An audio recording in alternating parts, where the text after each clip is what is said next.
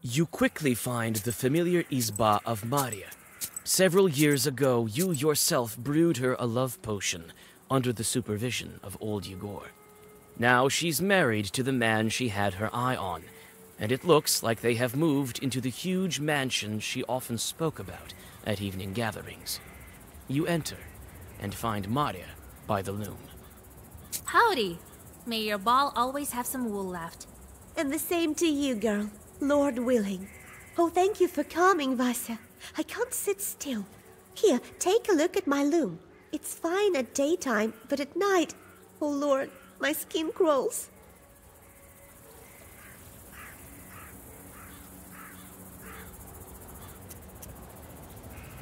Since when have you had this chort? Oh, Vasya, Lord help me. For a week or so, maybe. I asked for your help right away. Who else would help me if not you?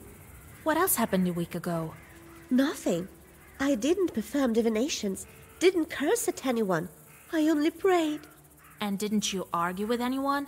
Your husband included? I don't think so. There was one trivial thing, an argument with the carpenters. They fixed our izba for us.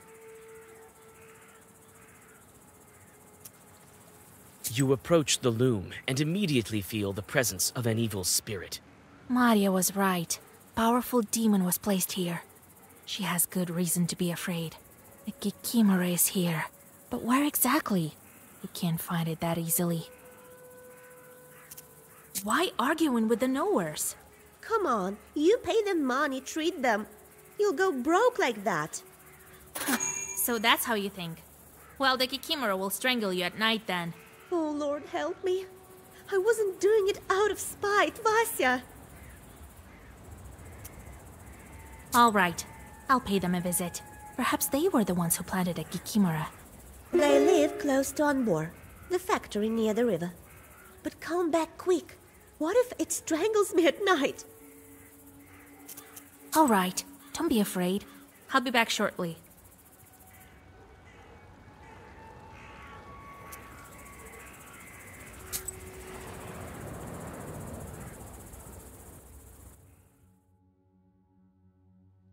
Looks like the carpenter's factory is situated here, and they have their hands full, even at this late hour. There are some wooden frames lying by the river for floating wood downstream. Here you can also see some blockhouses, ready for selling and transporting. Several carpenters are busy with one of the new izbas. The sounds of their axes resonate with your steps. The carpenters are immersed in their work and pay you no mind. The fresh wood smells pleasant. You inspect the new izbas, but there's nothing else to look at here. There are no evil spirits. All the chorts have flown away, as far as possible from the noisy factory. God be with you. Howdy! What brings you here? Wait, I know her. Water meeting! Vasilisa! Howdy! Well, I won't forget you. You're like a mother to me. I'd be running around as a wolf if it weren't for you. I have a pryanik from Tula with your name on it. Here, I saw you were a special girl the instant you beat me at drinking. Here is my factory. It's a great one. It is true, but they say you put chorts in your clients' houses. Well, you're a knower too. You know how it is. You think I curse everyone to death for every insult? What death? I'm not dealing with sorcery at all. Tricks, that's it. Maria has a Kikimora in her house. Jesus Christ! I just wanted to scare her. Slipped a doll in, that's it. Well, you did scare her. But if we don't get rid of the Kikimora, she will soon greet God by herself. I thought it was a regular doll. I bought it from a peddler. Looked like a live one, it did, with such smooth hair. It must have been human hair, of an unchristened child who died before his time. So his soul now lives within a toy. Jesus! Come, Vasilisa. I remember where I hid that doll. I'll help you find it.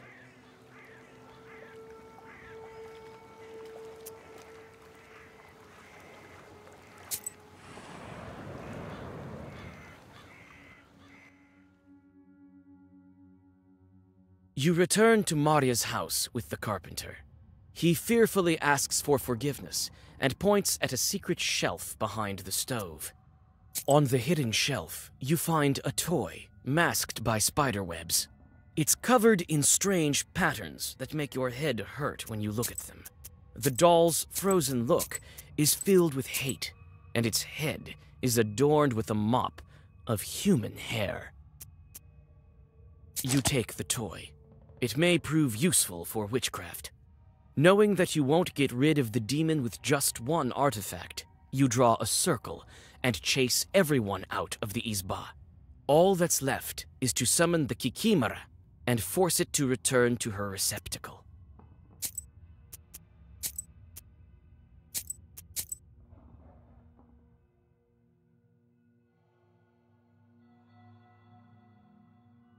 You return to Maria's house on the hidden shelf, you find a toy. After chasing everyone out of the Izba, you light the stove with a blue flame, draw a circle, throw the doll into the fire, and recollect the old words of Azagavar.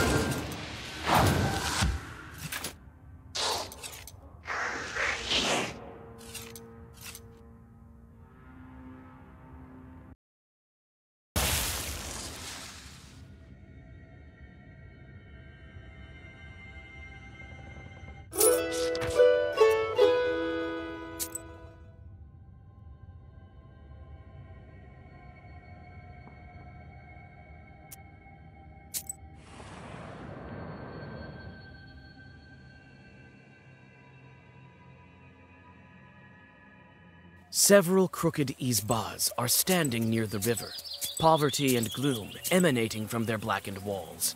The gloomy picture is aggravated by the weepings of the mourners. It looks like there's been a death in one of the houses. When you come closer, you notice a woman digging at one of the corners of the house. There's no mistaking it. You've met a local witch. As you suspected, she's collecting earth by the red corner of the house, a place where they pour out water, the water they wash the deceased with. You decide not to miss the opportunity and also take some earth.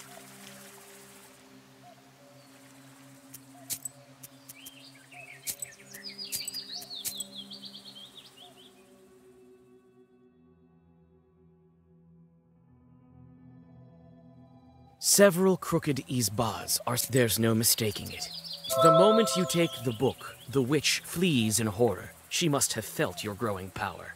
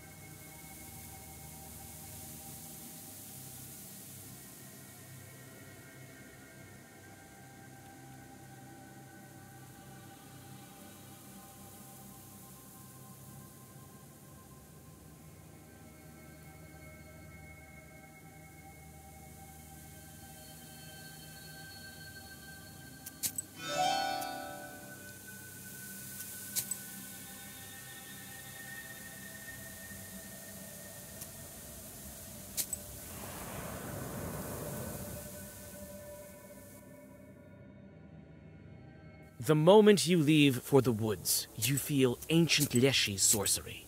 Recollecting your recent adventure, you quickly turn your clothes inside out. The forest sorcery at once loses its power over you. You see someone's figure ahead. The demon, luring you again. You find a peasant who succumbed to the Leshy's spell several days ago. You help him to get out on the road and continue on your way.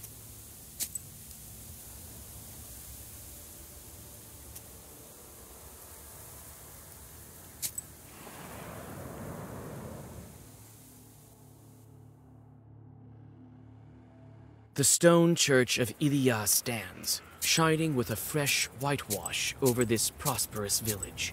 A church like this will stand for several centuries, that's for sure. Not like the crooked church of the Epiphany, where no one performs services anymore. What did Saveri forget there? The frightened peasants point you to the crooked tower of the old church. For several days, the deacon has been performing services there, and each time, he looks worse and worse. They say the church is cursed, although they tried to consecrate it with a new icon from Solikamsk.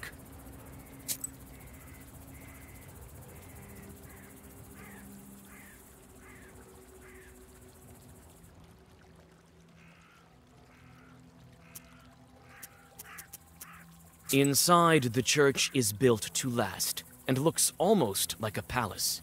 You whisper a prayer and rest. The frightened peasants point you to the crooked...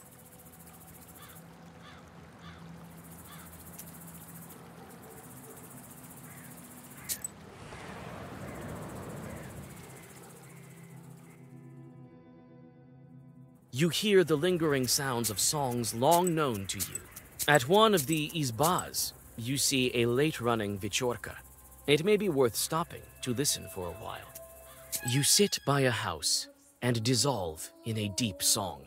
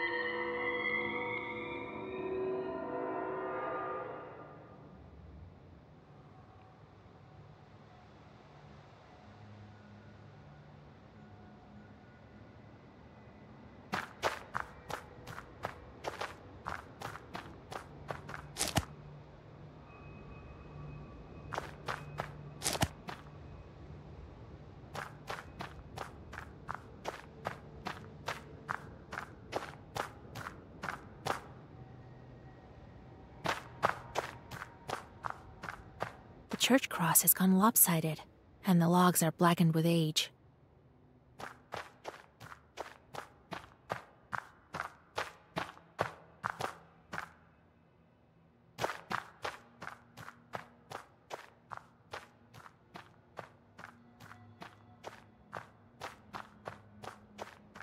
You knock on the door and hear the familiar voice of Saveli, the deacon.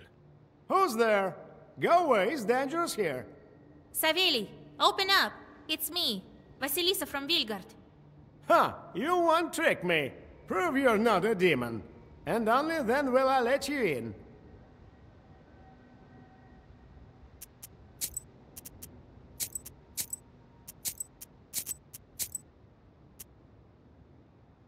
Let God arise. All right, I believe you. Come in.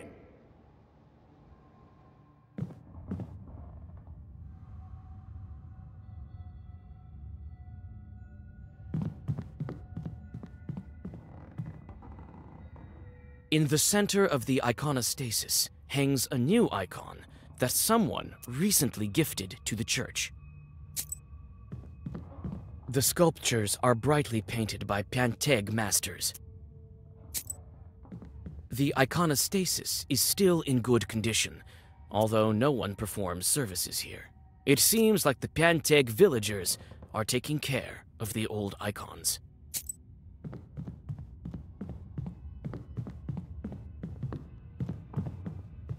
The old benches are dry and covered with dust.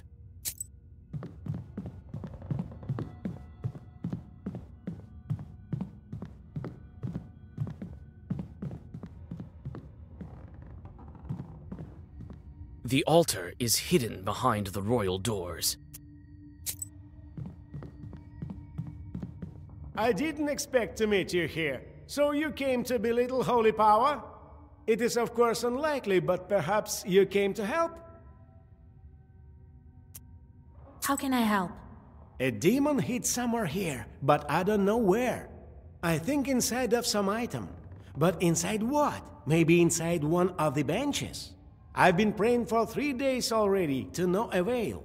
Look around here with your witch eyes. Maybe you'll find something. Tell me if you find anything. I will cast all the Lord's might upon this thing. What are you doing here in the first place? There is a rumor across the West that those who have prayed in the Church of the Epiphany have fallen ill. Hardly anyone comes here, and the next thing you know, no one will. What do you mean, ill? No one knows. They said they prayed, and their health turned for the worse. I too have read prayers here all day long, and from time to time feel wretched, as if there are some fingers closing around my throat. And to think that only recently we received a gift from Solikamsk, an icon. I see you took a church towel with you. Will you lend it to me? I need it to fix something. Help me get rid of the demon, and you can have it. All right, we'll see. The old benches are dry and covered with dust. There are some markings on the benches, but they don't look like short claw marks. It looks like some children drew it. The iconostasis is still in good condition, although no one performs. You inspect the images of the saints, but don't feel any evil spirits. The icons stare at you reproachfully. The sculptures are brightly painted by Panteg masters. The paint has already started to come off, but beneath it is just old wood. The altar is hidden behind the royal doors. You look inside. Saveli looks at you with reproach, but behind the gates, you see only old things, no evil spirits. In the center of the iconostasis hangs a new icon that someone recently gifted to the church. You glance at it from below. It differs from the rest with bright colors and a rich frame. But something seems wrong with the traits of the saint, and this time it is not the reproach of his look. You would like to take a closer look, but you need to climb up to do that.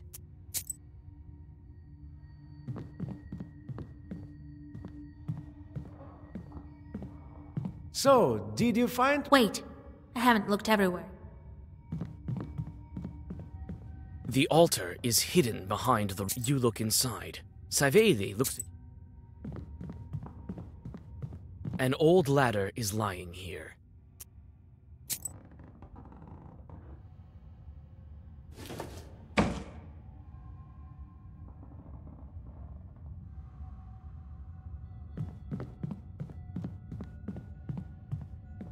In the center of the iconostasis, you climb up a ladder. Now you can take a better look at the new icon. The moment you touch the frame, you feel as if you have been struck by lightning. The icon is haunted. You touch the corner covered with fresh lacquer, and it falls off along with the paint. Beneath it, you discover a picture of hell, with chorts and sinners.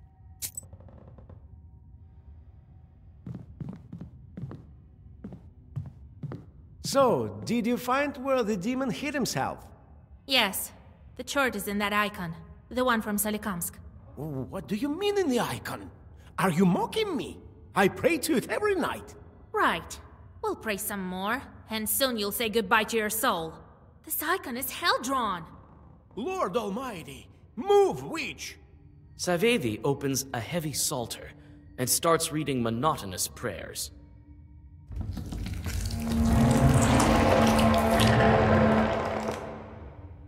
So, you finally guessed it, and I thought the Solikamsk dooms heed me well. I wasn't fortunate enough and ended up in this backwater shed. Otherwise, hundreds of souls would be mine already. Hellspawn! I'll send you back to the Inferno! The power of Christ compels you! So, that's how you're talking now, dear Deacon. Only recently you were singing hymns to me.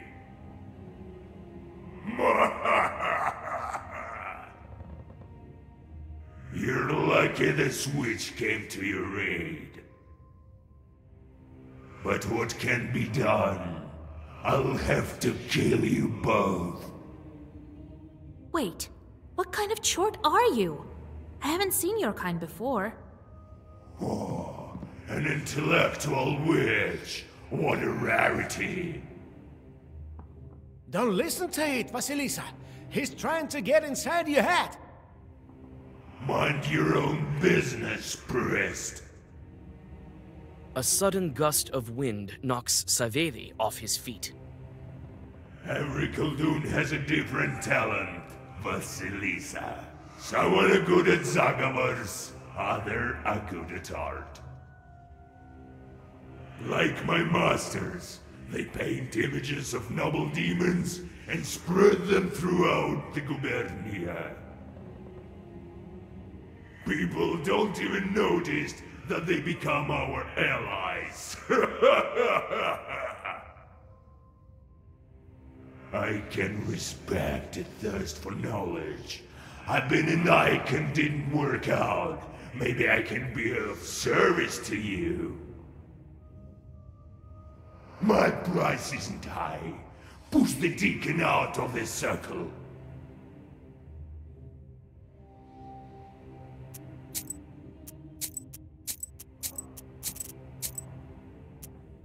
You wish.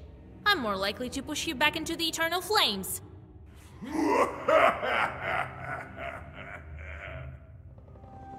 Be gone, demon!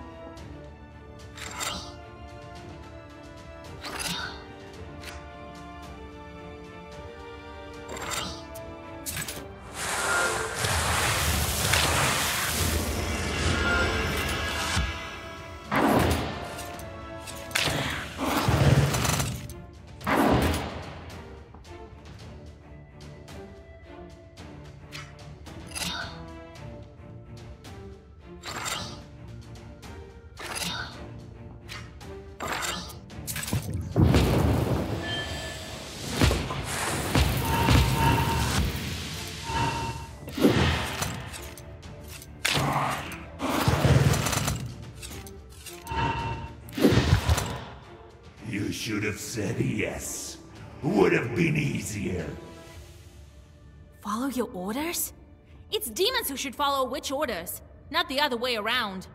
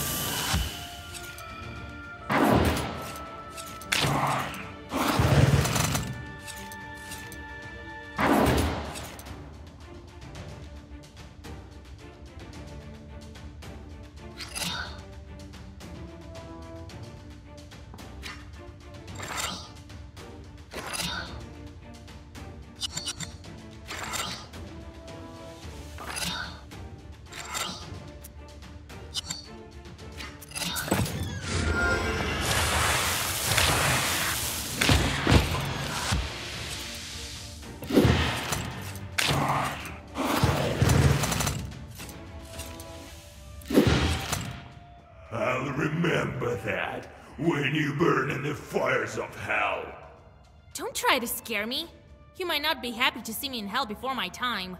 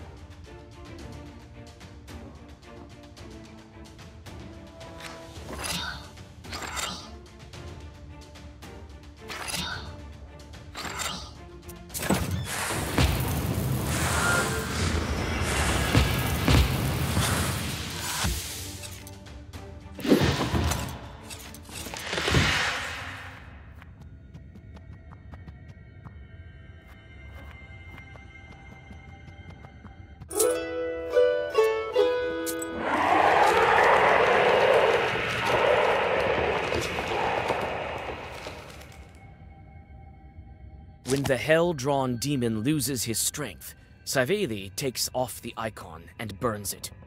Now this chort won't curse anyone anymore. The grateful priest gives you the towel and blesses you on your way.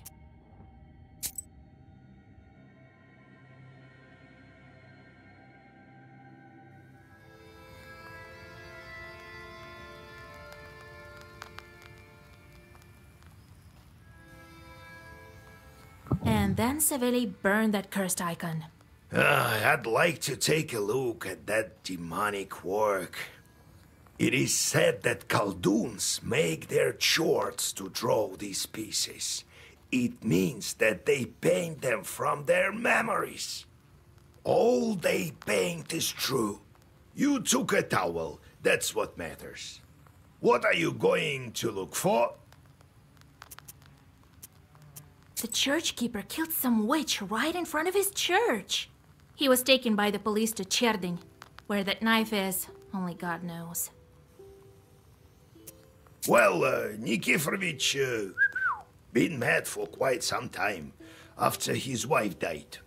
He always seemed like such a nice man to me. Well, and how long ago did you see him? Now it seems he went down the crooked path along with the feeble mind of an old man. Besides, it's no simple feat to get to him. I think the police hold him in the UBS central office. They have a temporary prison over there. If he's not at the labor camp already, that's it. I hope he's still there. If not, how will we find that knife? Yes, the knife from the other church may not work, you know. All right, let's get to it. I'll think of something. So, how do you feel, living in an isba? Well, I can fly all around it, but it's not quite a forest of your own. No! I still can scare, though. Oh, well, I'm going to have a forest of my own someday. Grrr! How are you gonna get it? The usual way. Find one without a master. Then, I myself will become its master. Master! I didn't expect you to leave me. I'm Leshy, not your chort. Chort! Grrr! Grrr! Who are you scaring here? There was this peasant girl. Saw her when sitting on a branch, so I glanced at her with my eyes, burning like a coal. Coal! She fell on her hunches out of fear. Grrr! Grrr! Grrr! Stop scaring folks. This isn't your personal forest. Grrr! Why does your leshy sorcery fade if we turn our clothes inside out? Clothes are like your personal gates into the ethereal world. We lead you humans into a strange place, but you can exit it through these gates of yours. Then again, we are not always to blame. Blame! I've seen such things, when a man remembers the correct way while he fumbles with his clothes. Grrr! Grrr!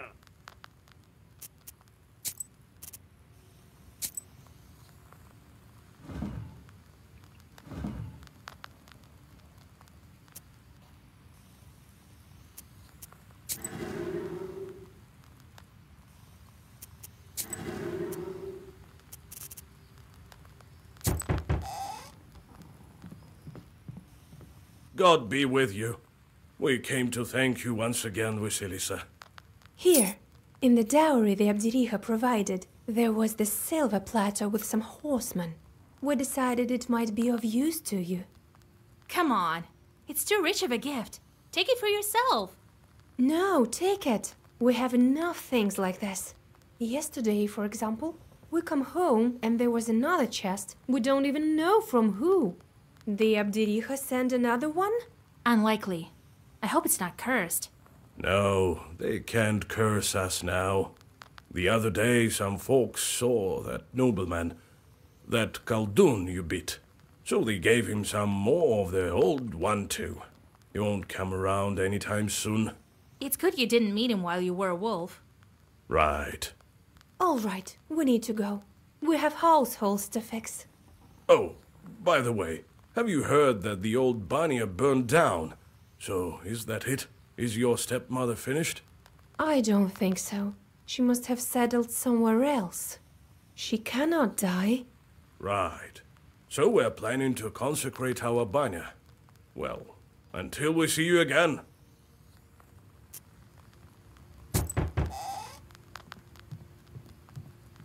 Hello, my name is Sergei Nikolaevich. God be with you. God be with you. So, one more of these noblemen. A Khaldun as well. Throw him out of here, Vasilisa. Wait a moment, that's new. I am no Khaldun. Well, I wouldn't mind being one. Could you initiate me? I mean, make me a Khaldun at the crossroads? What are you rambling about there, you damn fool? Wait, Grandpa. Let's hear him out. Oh yes, thank you. I brought some gifts, as is proper. Thing is, you are known far and wide throughout the Uyezd. I am a collector of folklore here in Cherdin. Even there they've heard of you. I came here hoping that you'd share some Zagavor texts, maybe some stories about evil spirits. We can't forget folklore heritage. I will pay you, of course. Well, you won't be able to use these Zagavors without shorts anyways. Zagavers are useless without charts at your disposal. Ah, of course. I will preserve this knowledge for the sake of science. You recite several simple Zagavers, which the folklorist writes down diligently into his book. Well, happy now. Now, go away. Of course, I understand. But maybe you'd like to tell me more when you have the opportunity. You can always find me in Chetton. I'm staying at the local inn. I do hope to see you soon. I don't like this guy. He'll tell everyone our secrets.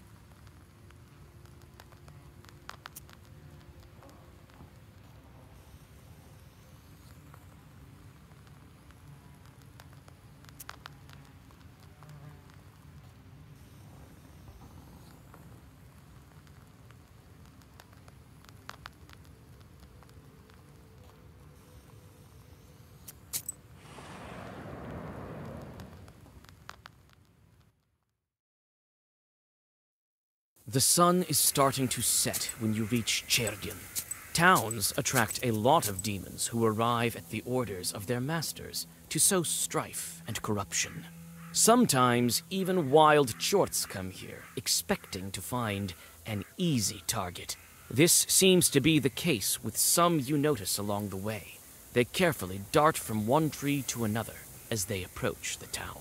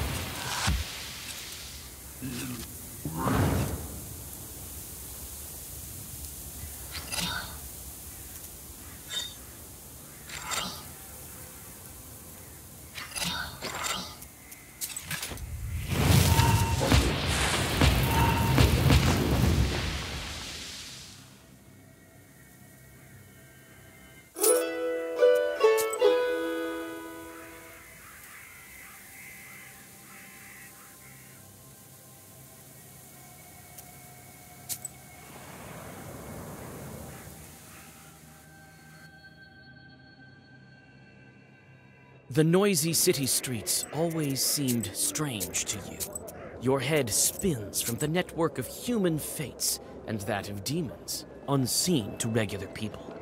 Even now, one man is persuading another to go to a pothouse, and his intentions are not good. You aren't surprised. There's a small chort sitting on his left shoulder, constantly whispering something in his ear. You whisper a simple zagavr, and an angry chort leaves his victim. The perplexed man crosses himself and says goodbye to his acquaintance.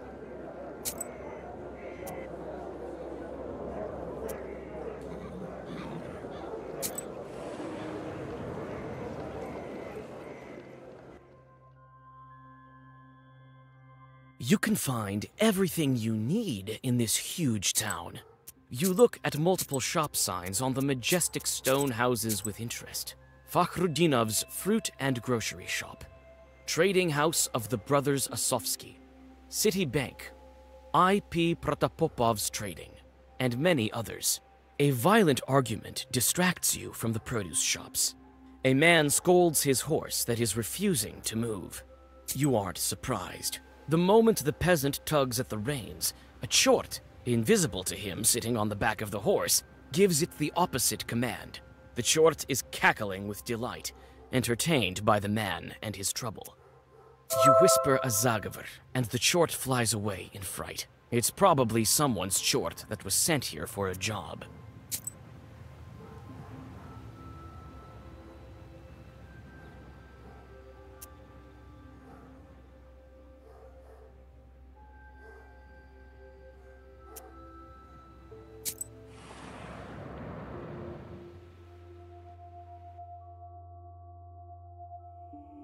You enter the magnificent town church, catch your breath, read a prayer, and leave it, not daring to approach the altar. The saints from the old icons are angrily watching you as well.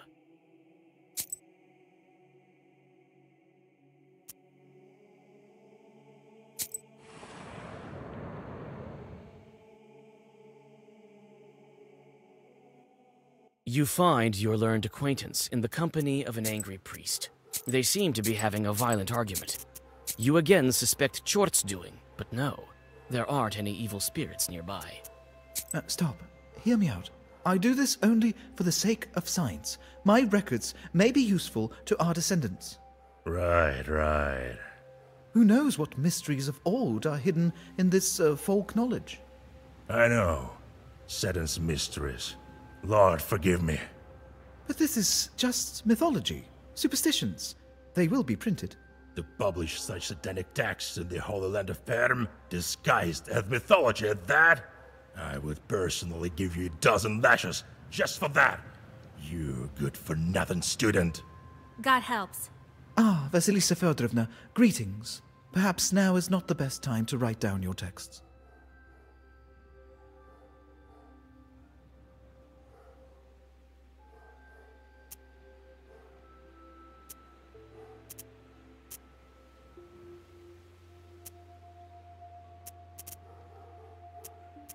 I think these records are dangerous. What if someone uses them and curses someone by mistake? Right. Give them here. The priests grab a bunch of papers from the folklorist. Wait, you can't do that. I'll report you to the head of the police. I don't care. What will they do? Come for me? For me? Don't let me see you around here anymore. Don't let me see you around here anymore. The angry priest walks away. What a pity. So much effort. I didn't expect you to take this man's side. But I will try to get my records back. I have friends as well. Of course they're not as entertaining as yours. Perhaps you can make up for this loss in part? You came to share some more of your precious knowledge? Tell me about evil spirits? You tell about several events of the past few weeks, and the folklorist accurately writes them down. Amazing! I can only thank you with some tea and dumplings. But you might be interested in a story that I wrote down not far from Solikamsk. This is about your colleagues. You say goodbye to the researcher and go on your way.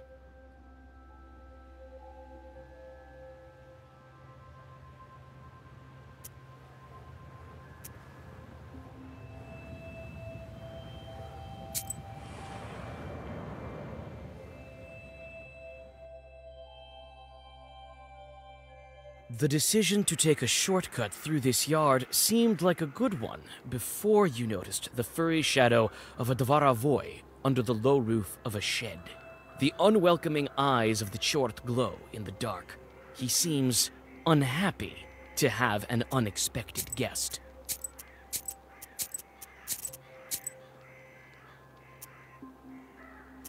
You bow to the Dvaravoi spirit and leave some offerings. The satisfied Chort tosses you a half-rotted, crumpled piece of paper and disappears.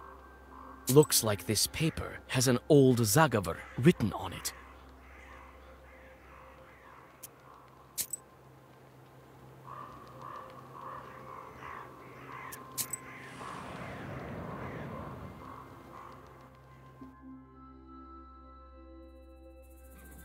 At the crossroads of two trade routes, you see the annual fair. Despite the late hour, trading is still taking place. Perhaps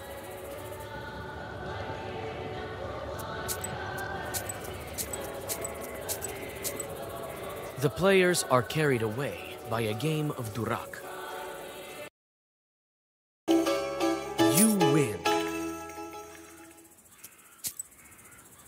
Buy an amulet and you'll be as healthy as a boar.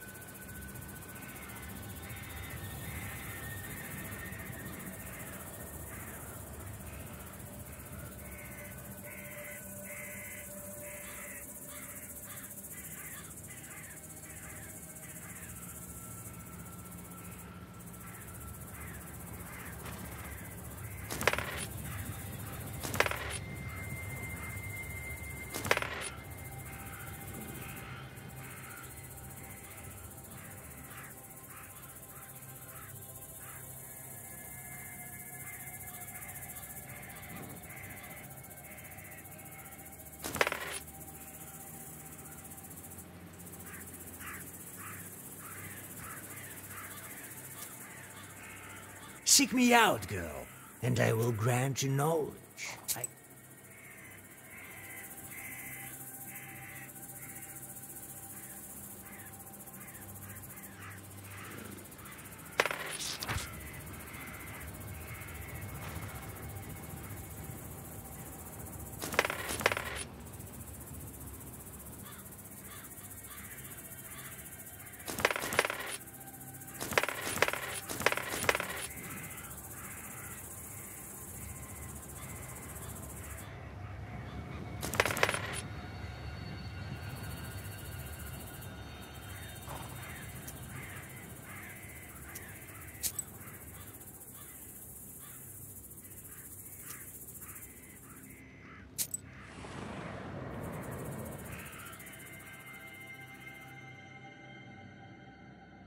Near the merchant's house, there is some sort of commotion.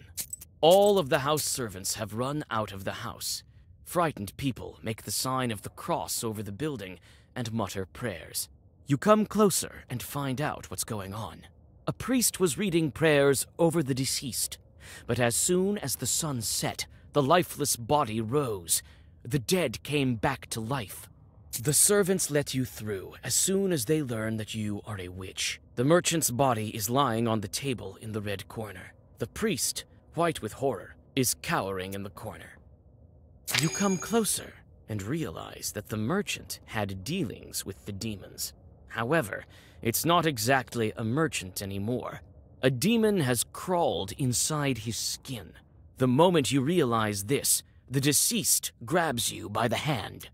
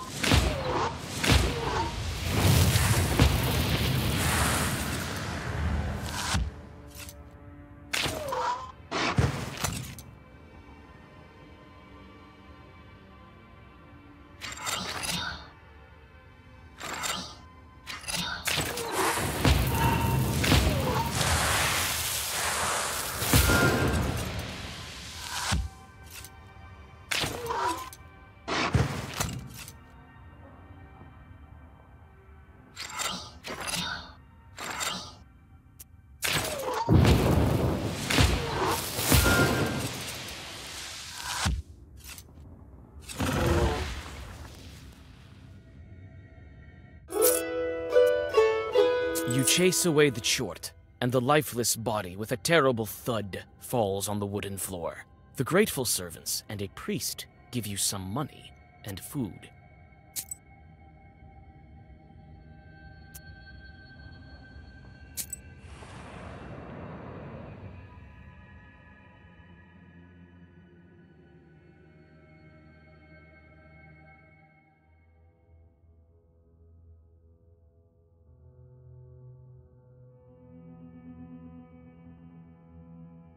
You finally arrive at the police station. You can only hope that the church keeper wasn't sent to the labor camp.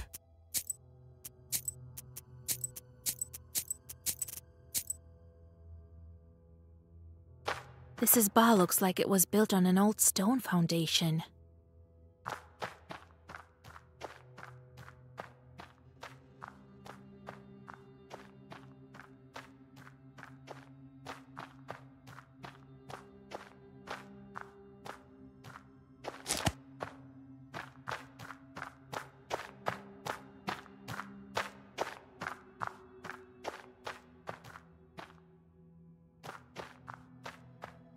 You look inside the shed.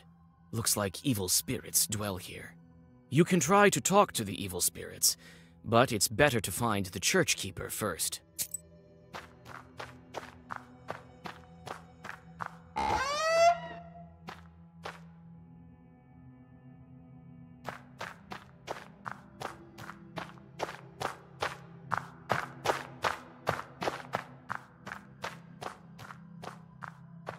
God bless. Well, what do you need? Say it quickly. I have things to do. I'm looking for a church keeper from Vilgard who killed a woman. He's there, sitting in this cell. You can talk to him, but not for a long time. Come on quickly. I have lots of things to do. They say he killed a woman, right? Do you have the knife he did it with? I don't have time for girls loitering here. This isn't a museum, do you understand? There's no knife. We didn't find it. Everything is clear without it. I need you to let that man go. Right, and I need my command to give me a bonus.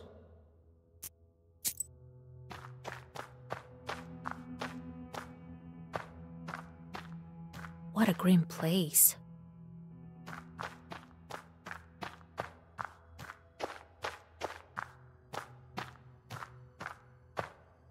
Sure! Daughter! Mikhail Nikiforovich.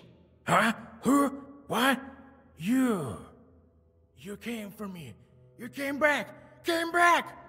The keeper cowers in the corner of his cell in fear. Sure! Ah! Hey, keep quiet down there! It's me, Vasya. Do you remember? Vasya? Right. Old Igor's granddaughter. Remember? Vasilisa, what are you doing here? She'll find you. You're in danger. What's wrong, Mikhail Nikiforovich? What's so dangerous? You'll see. That woman will get you. She's alive. Still alive. I saw it with these very eyes. Don't you understand? When they walked me over here, she was looking at me. Daughter! daughter! Hey, enough with the ruckus! You don't have any daughters, Mikhail Nikiforovich. Not the daughter. A pig. Don't you get it? A pig! So, a changeling. They say you killed some woman with a knife. There was no woman, but a pig. It ran up the porch. I thought I'd catch it. I came up to it with a knife, and it hopped over to me. I swung my hand and hit it, and it turned out to be a witch. Understand? She turned into a woman from a pig? Right, you know how it is. You and your grandpa, they don't believe me. I saw this pig when they were leading me to the town. I see it here sometimes, in the shadows. Its eyes glowing. It's alive. That pig, a witch! Where's the knife? Oh, no. I know where you're after it. To finish off that witch. But I have to do that myself. Kill her! If you set me free, we'll go together. That woman was buried in the cemetery. I know where she is. Let's finish her off, yes. She won't leave me alone. How can I set you free? You will. Think of something. Quickly. She'll come for me, that pig. But that's all right. I'll fend her off. Sure.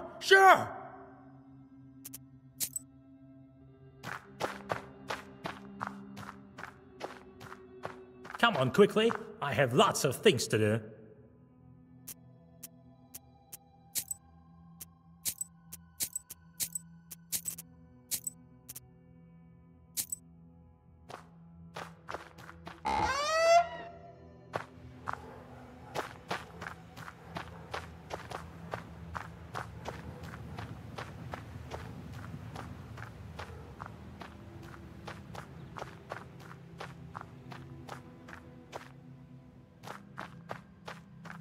You look inside the shed. You can try to talk to the spirits of the police station. Ah, another witch. We know why you come. You all need the same thing. You all want to steal somebody from our izba. Well, you want without our help. We know of a secret passage, but we won't tell you.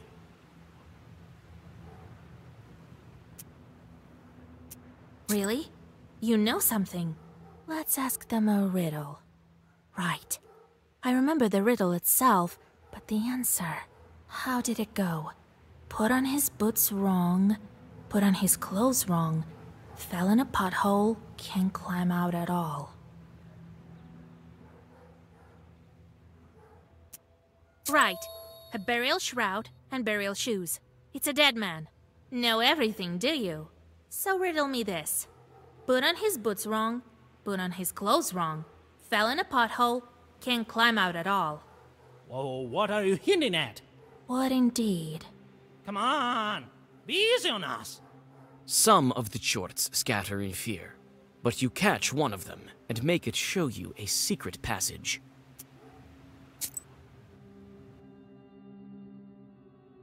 After dark, you pass unnoticed into the police station through the secret way and set the church keeper free. Now, after me, to the cemetery, yes. Here, right. Wait. I wonder what that witch looks like. The keeper stops near a ditch, picks up the knife, and hurriedly hides it in his clothes.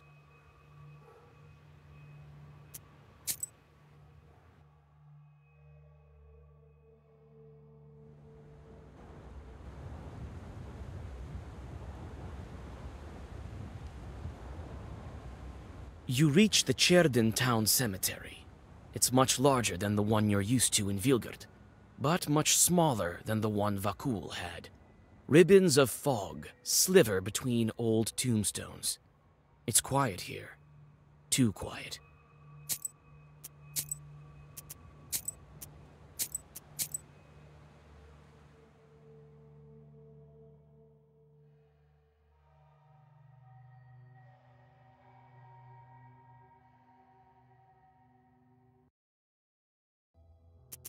Perhaps we both can get what we want.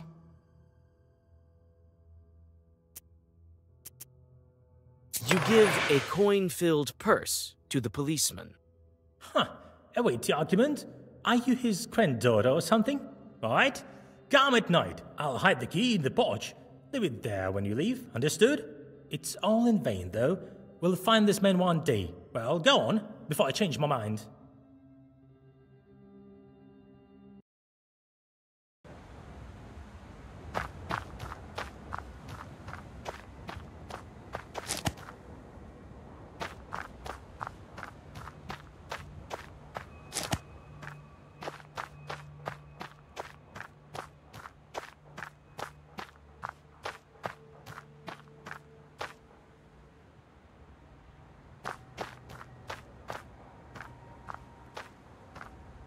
You find an old shovel and take it with you.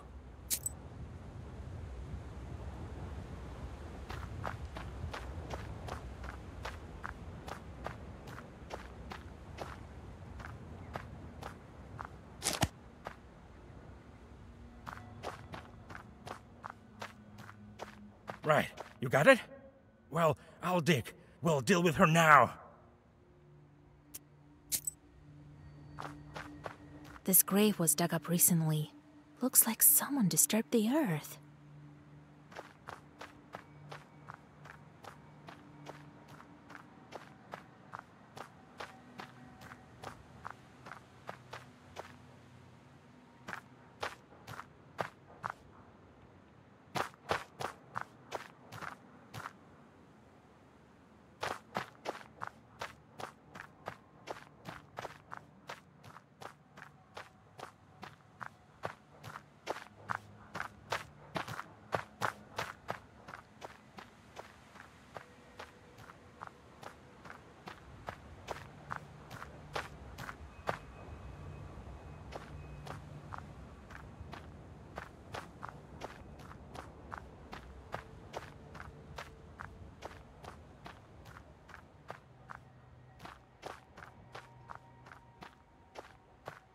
Right, you got it?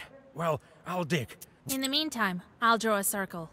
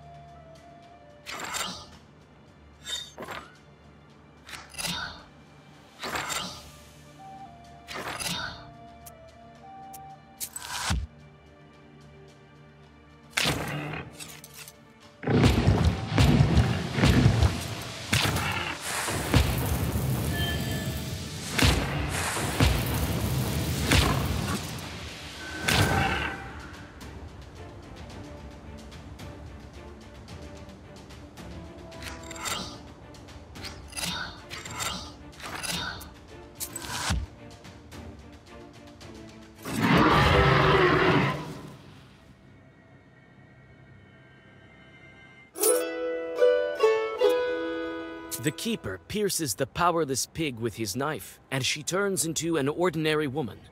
Did you see that? Did you see that? While I didn't doubt that some witch put a Zagavar on you. I knew it. This also happened to my wife. Some daughter used to wander around the house. Then my wife died of some curse. Now she got what she deserved. Sure! Mikhail Nikiforovich. What she deserved! Deserved! The old groundskeeper bends over the body and starts muttering something. Mikhail Nikiforovich, let's go. Be quick. You take the knife, and before going back, you render the dead woman harmless. She won't bother anyone now. Dragging the old keeper behind you with quite some effort, you leave Cherdin. By morning, you'll bring him to his distant relatives. Will they be able to help him? With unhappy thoughts, you return home.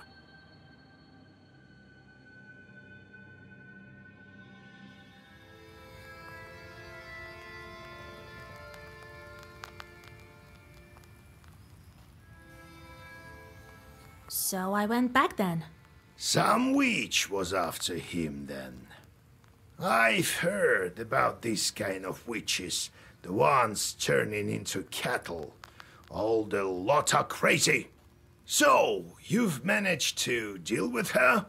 Good. Our business will benefit it. I've heard that the police were searching for Nikiforovich, but they never found him. Maybe he'll be able to escape. Well, to hell with him. Kupala night is coming. What are you going to look for? The rumor is that there's a fever in the score. I'll go and find some corpses there, I gather. Be careful. There was one time when I encountered these demonic sisters. Don't expect anything good from them. They are cunning and much smarter than your regular evil spirit. They lure you in, trick you. That's why there are so many fall victim to them. You think I'll be able to banish that demon?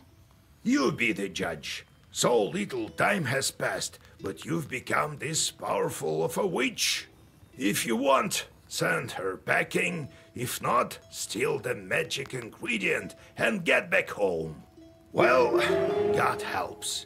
Hurry up.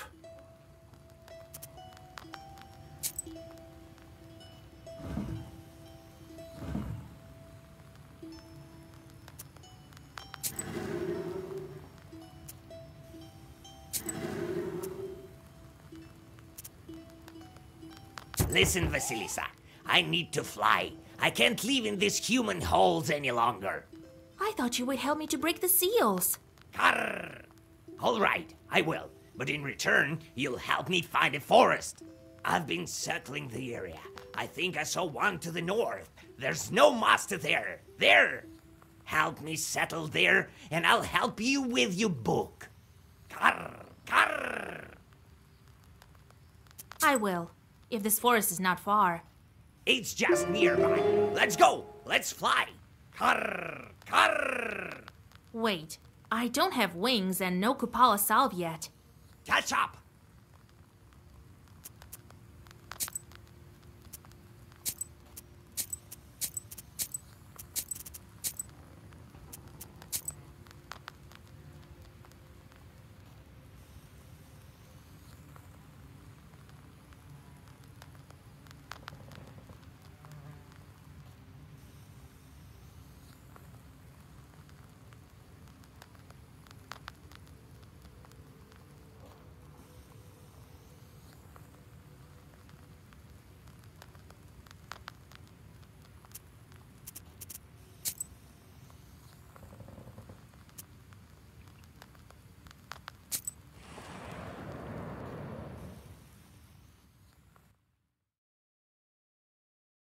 The peasants you meet bare their heads and bow in greeting you.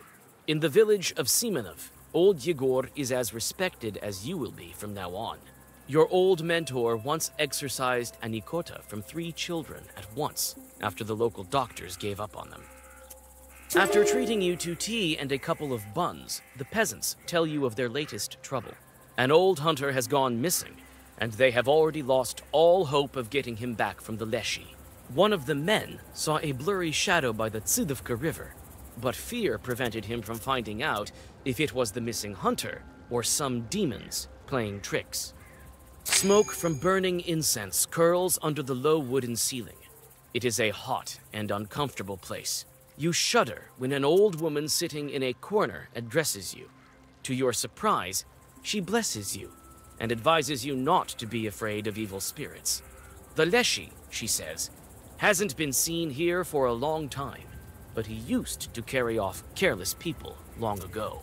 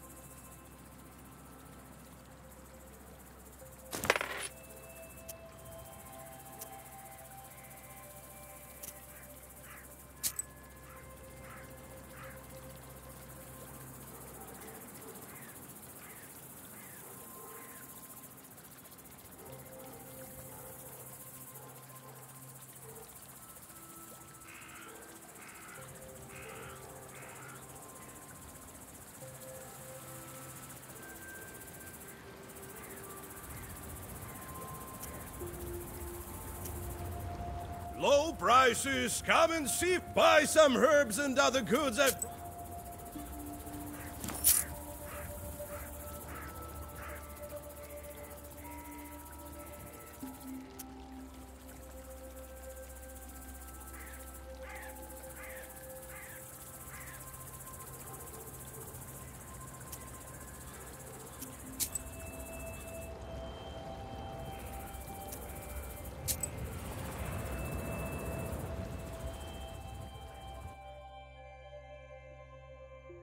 Carnish leads you along the deadly quiet river.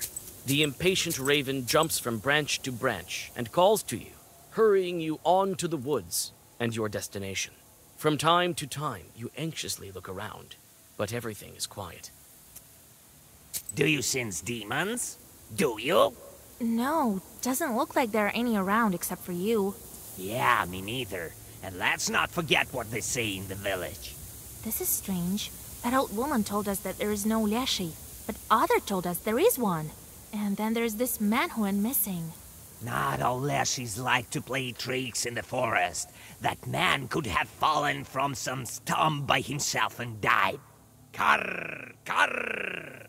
You may be right, but then again you may be wrong. Perhaps there is a master here. I tell you, don't sense any Leshy. Leshies aren't the only one who can be a master.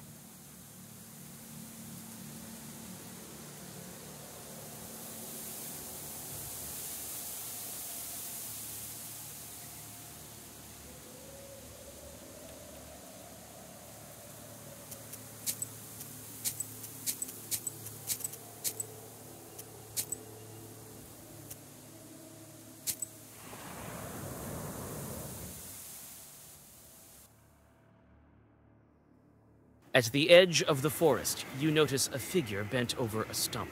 This strange creature mumbles something, scratching his head. You stop in hesitation. Is this truly a demon?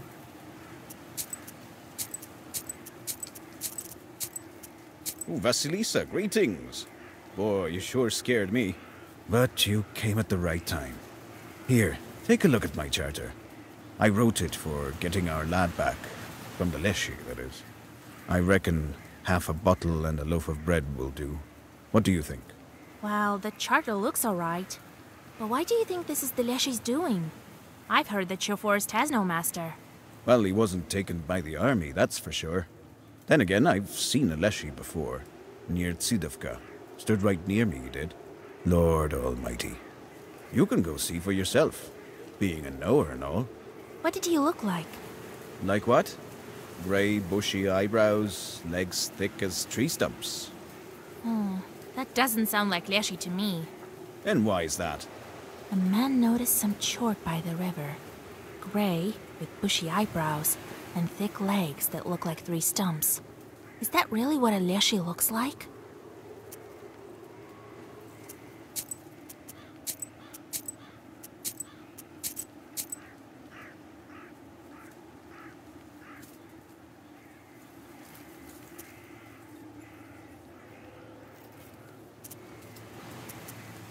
Maybe it's the color. Not really. They can turn any color they like. This is what I think. If he had eyebrows, that wasn't a leshy. They're known to pull their heads down to hide the fact that they don't have them.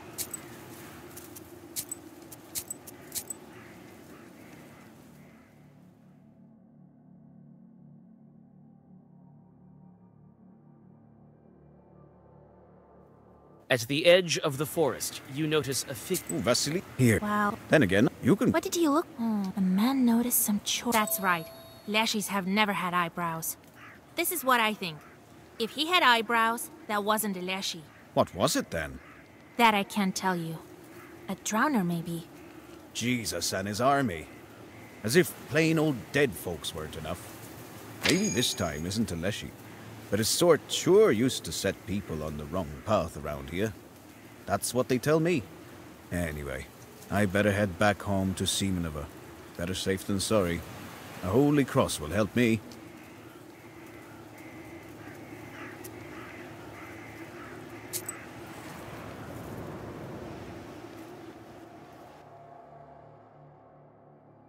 Damp mist by the river curls around, spreading the scent of mushrooms and moisture. You gaze into the milky syrup, trying to make out the figure the peasant told you about, but the mist only grows thicker.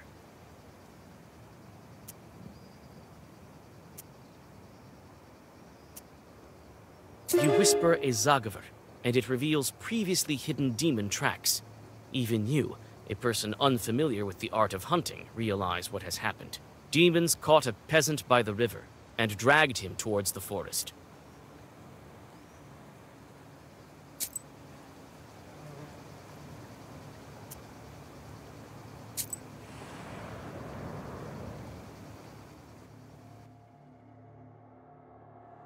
The tracks of evil spirits lead you to an old well on the edge of the forest. You stop, overwhelmed by a sinking feeling. The dampness of the graveyard is also present here, far from the riverbanks. This can only mean that evil spirits are near, possibly watching you this very minute. You carefully approach the old and bent structure. Karnish sits on the wheel, eyes glowing like dull coal. Mustering your strength, you look down. Your premonition has proved to be accurate. In the narrow well, you see a corpse of a hunter. A shiver runs through you. When you turn around, you see silent drowners emerging from the grass around you.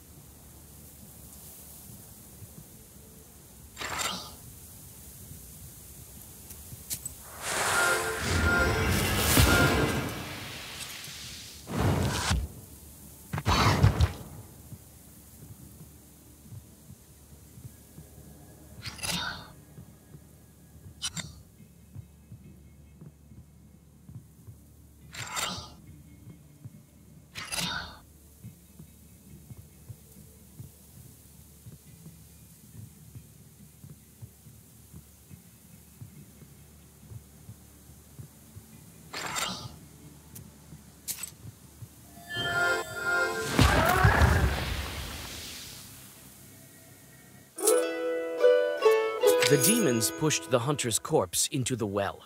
It seems the Leshy wasn't at fault for the poor man's disappearance. You return to the village and tell of the peasant's fate to his saddened comrades. They don't forget to reward you for your help, despite the unfortunate news.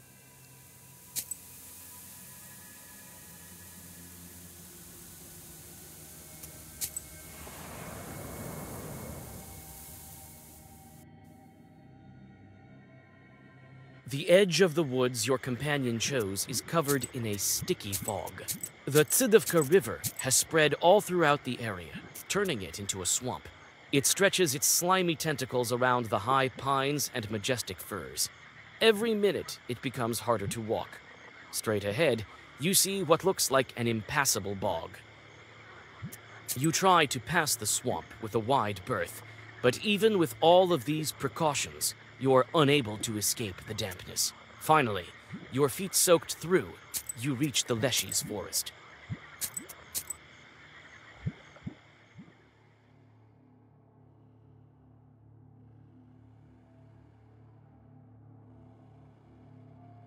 The edge of the woods your companion chose is... You know a couple of Zagavers for this situation. After reading them, you walk bravely forward. You almost reach the outskirts of the forest when again you notice a white figure, watching you with an unflinching, deadly gaze. The figure vanishes as you prepare to read a Zagaver.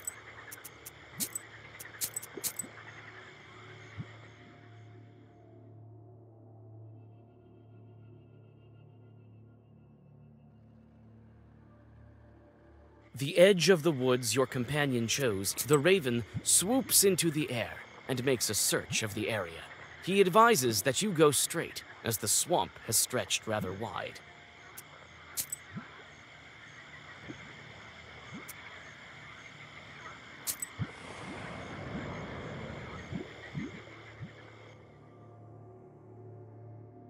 You feel Karnish's impatience. He jumps from branch to branch, eager to get to the center of the forest, the central beam, the deepest thicket. You're just as eager to learn about the rite your companion is about to undergo. You struggle to climb through the prickly fir branches as you finally reach the most ancient of ancient trees. The ancient fir, the center of the forest, is leaning to the side, its roots sunk into the swampy sludge. At its foot, you have a peculiar encounter.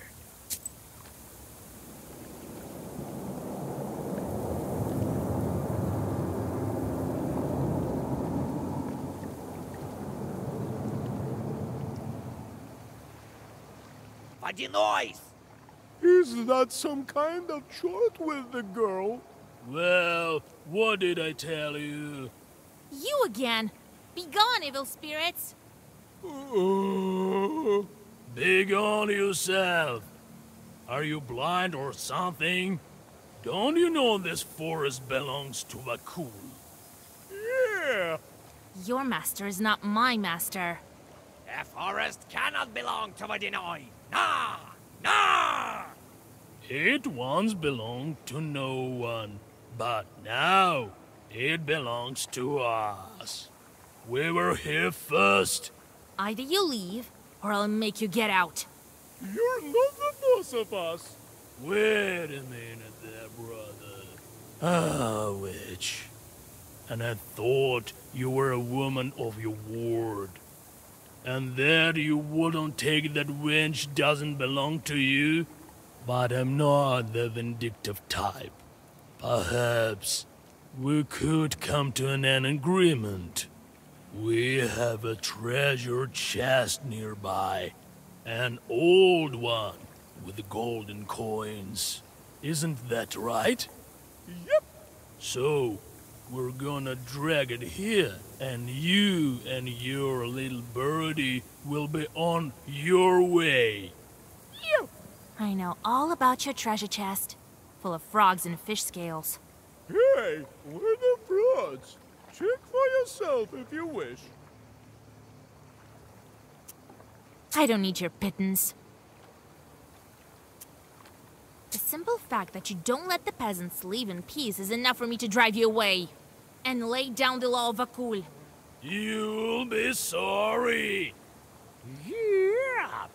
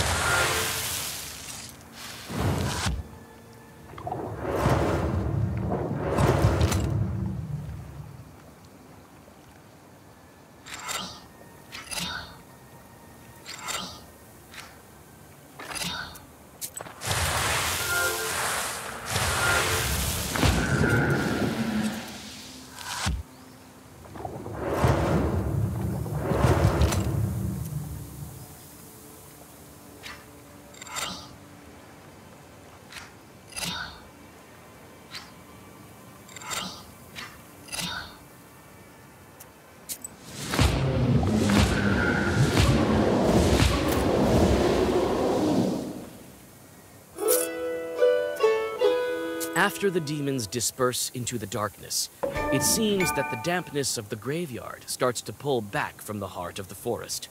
Karnish thanks you and starts whispering something in a Leshy dialect that is unfamiliar to you. A second later, he himself transforms.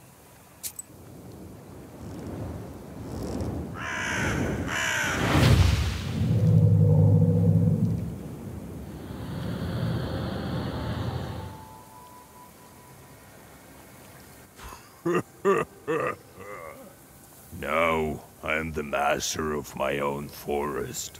Take a look at this. It seems like your croaking has turned to a laughter. That the way we talk makes it easier to open the gates between worlds. So, what now? Going to settle down on your forest? Oh no, Vasilisa. I'm going to help you with your book. That's going to be of use to me as well.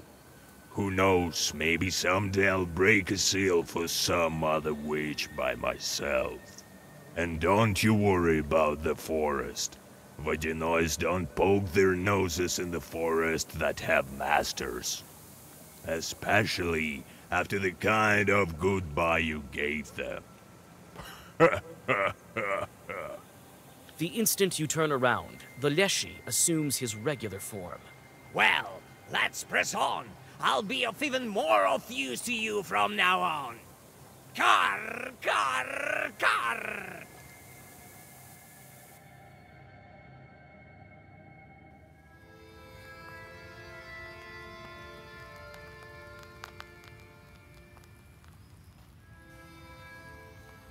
I feel much calmer now, with a forest of my own. I used to feel like a pariah. I'm a junior after all. But now, with my own forest, no spirit can harm me. Don't fret, though. I won't leave you. You helped me with the Vodinoi. Now it's my turn to help you. I won't leave you hanging. I feel much calmer now. I used to feel, but now, I won't leave.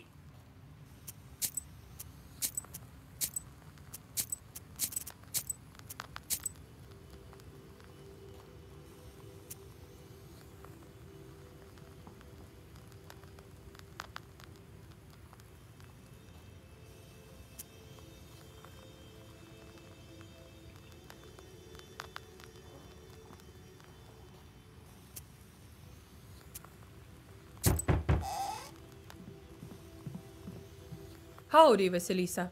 They've been talking about you in the village. They say you'll protect from any evil spirit. Yes, it's my craft nowadays. Me and my sister-in-law were gathering mushrooms to the north of here. I thought you might be interested. Here, I brought you some mushrooms. So we were gathering them, and all of a sudden something howled in the woods to the north of Vilgard, on the road to Iskor, Lord forgive me. Clearly, a demon voice. We ran. I don't know how we managed not to lose all the mushrooms. All right. I'll check what kind of chart appeared there.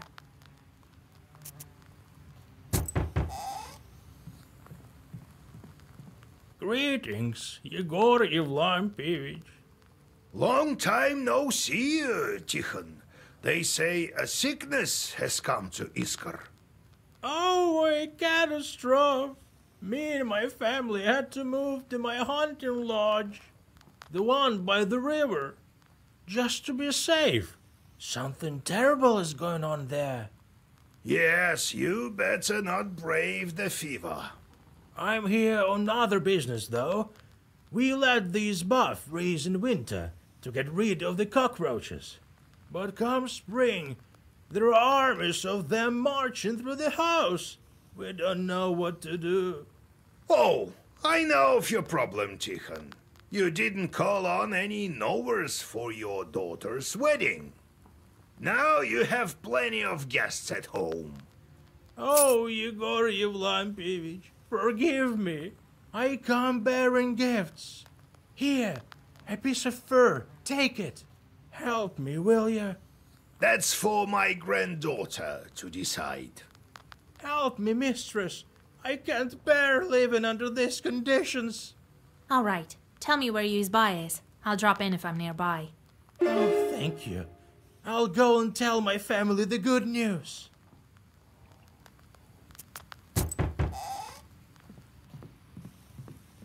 Hello there. So, old Yegor, how you doing?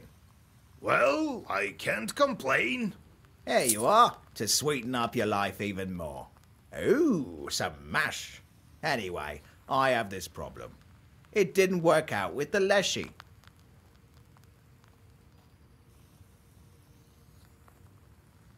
You don't say. Yeah, I've been bringing him mash. Now he's asking for offerings every night. Recently, it wasn't enough for him. He took my wooden plough. My new plough. Would you look at that? Well, my granddaughter is managing Khaldun business now. You live in Большое Поле now, right? I'm going to Iskor, actually. Well, I moved to the new settlement to the east. All right. I'll drop by if I'm nearby. I'll see you soon.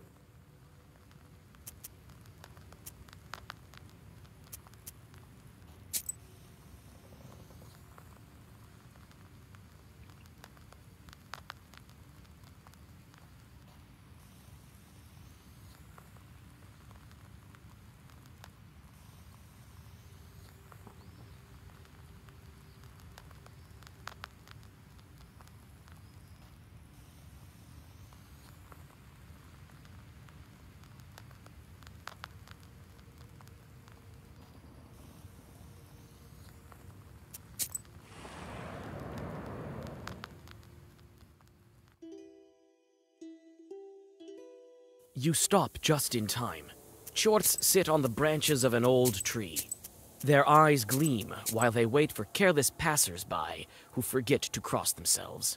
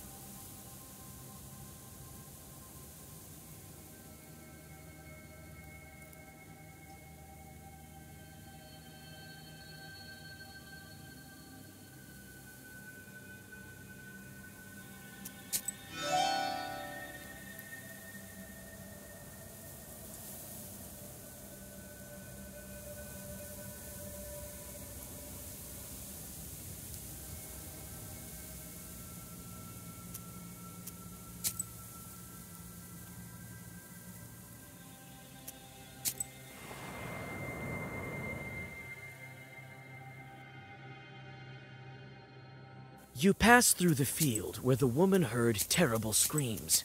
This proves true. From the direction of Bolshepolsk settlement, you hear someone howling. It turns out it wasn't a demon howling, but a dog, tied to a fresh blockhouse. You guess the reason. It's likely the owner of the new izba decided to make the animal into an offering, so that life in the new surroundings is safe.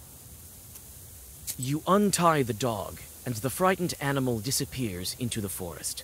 What fate awaits this house is unknown, but in any case, these peasants will have to do without a blood sacrifice.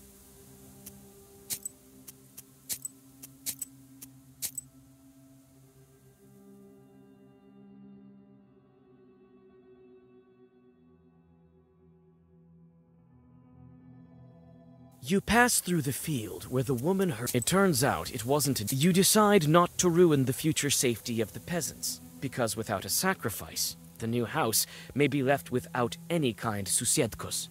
You think about what sacrifices must have been made when they built old Yegor's izba.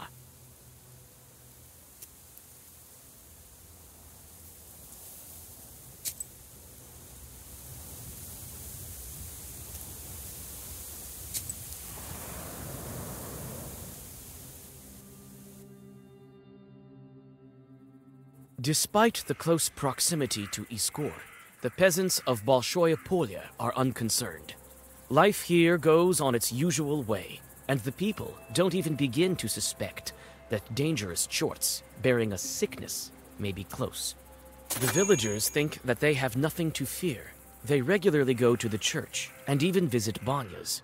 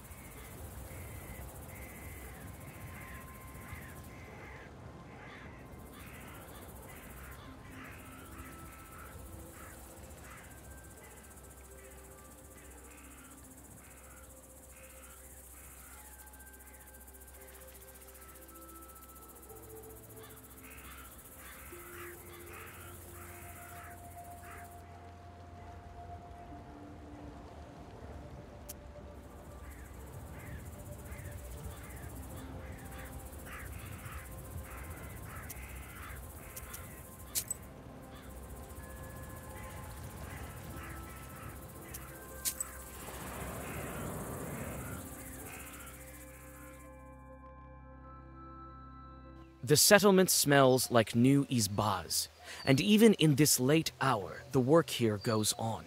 Someone is building a barn. Someone is fixing the tools for field work. You find the man who asked for your help. Despite his loss, he doesn't falter, and tries to make some substitution for the lost plow. Oh, Vasilisa, thank God, I thought you'd never come. You can't really roam round the region with a fever in Iskor, right? I was nearby, so I decided to drop in. Well, I don't even know what to say. It's a disaster. Your wooden plow was taken by the Leshy? Imagine that.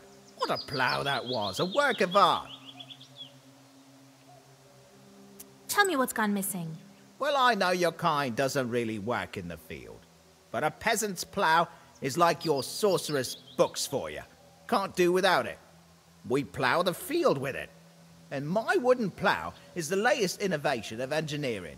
Oh, I've been saving so long for it. And why does the forest master need it even?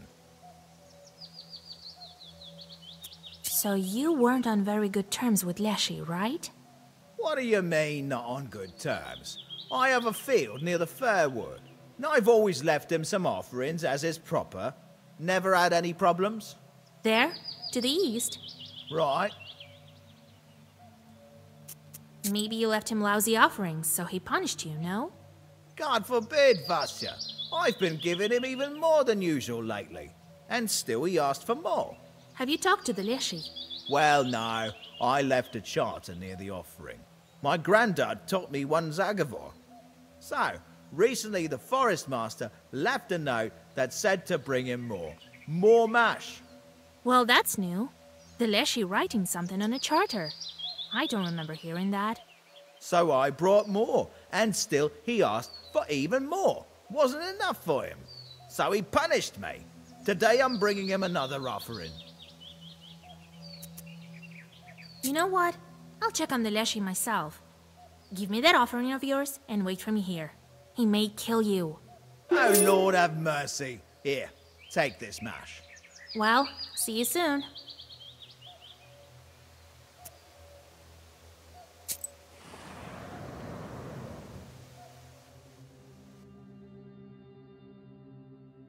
The field covered with fog reminds you of Nimzia, but only the surface. You don't feel the crushing presence of ancient evil spirits. It's hard to imagine that the master of the forest himself came to this old tree stump. When you put the mash on the stump, you hear a loud cracking in the forest. At the foggy edge of the forest appears the tall figure of the spirit. Howdy, Master of the Forest. Hey there, young woman. Yes, it is I, the Master of the Forest. Leave the mash on the stove and be on your way, or else I will kill you. I've met a Leshy before. Didn't think I would again. Yes, run while you still can. Oh, any minute the pines will sway, the chorts will swarm from all around. Why do you need so much strong drink, Master of the Forest? Well, it's to feed my forest children. The terrible chorts of the forest. As soon as you see them, you will die from fear. They say you took a wooden plow from the peasants. This was an offering to the Master of the Forest. To us, that is. Well, I've learned what I needed, Forest Man.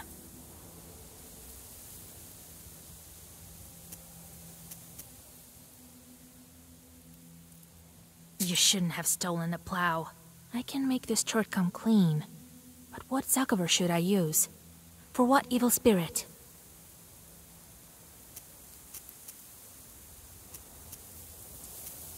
I think the one for a Vodinoi will do. What are you whispering there? Oh, I see you. Put a cross on yourself. I will return later. The stretched figure turns and runs, winding between the trees. In several moments, you will lose it. You can only get back to the peasant. I think the one for a mysterious chewed will do. What are you... Oh, I see you. Put a... I think the one for the chorts will do. What are you... But what Zagover should I use? I don't need any Zagovers for you. Remove your costume. Look at them playing Yuletide games. You whisper a black Zagover, and the would-be Leshy splits in two. Hey, you. Why did you fall? Hey! Well, hello, Master of the Forest. Well, hello, but what's the point of fighting? I fell because of the girl. Something struck me over the head, as if with a whip. I think I even heard whoosh. What whip? What whoosh? But the whip goes zhoosh. That's what I said. Whoosh. You need to punish those imposters. I don't care for your whips, man. Why are you pretending to be a Leshy? So you figured it out. But it's not that bad, understand? We too need mash like any other Leshy. Tell me, where did you take the plow? Oh, you know about that too. Let's do it this way. We give you money, and you forget all about this. Oh no. Either you tell me where a wooden plow is, or I curse you both so badly that you'll be hunchbacks until the day you die. All right. We hid it here. The Master of the Forest shows you the cache where the tool was hidden. And now let's go, you hear? We'll give you money. Oh no. Wait for the owner here. You whisper a couple of zagavers and tie down the peasants. For several hours, they won't be able to move. All you have to do is tell the owner of the plow about your findings. Your acquaintance beams with joy when you tell him about the wooden plow you found. This is the most important tool for him. He thanks you, bows low, and gives you some food for the road. When you mention that suspicious peasants were hiding under the guise of a leshy, he promises to personally teach them a lesson. He seems to know this pair.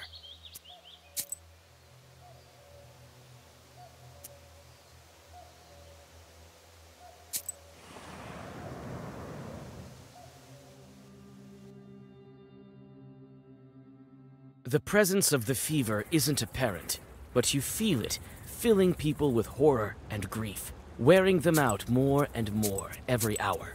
That's how evil spirits replenish their powers.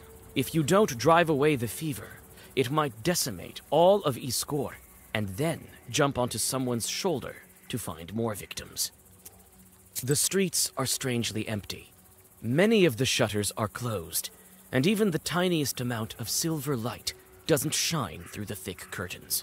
You knock on one izba and then another, but no one answers. Finally, one anxious peasant tells you that all the sick are at the physician's place, near the village. He doesn't open the gates to you. The doors of the stone church are closed. Near the porch, a couple of chorts are playing cards. Happy with the peasants' deaths, the chorts feel themselves at home. You can play with them, but if you lose, they will momentarily take control of your soul.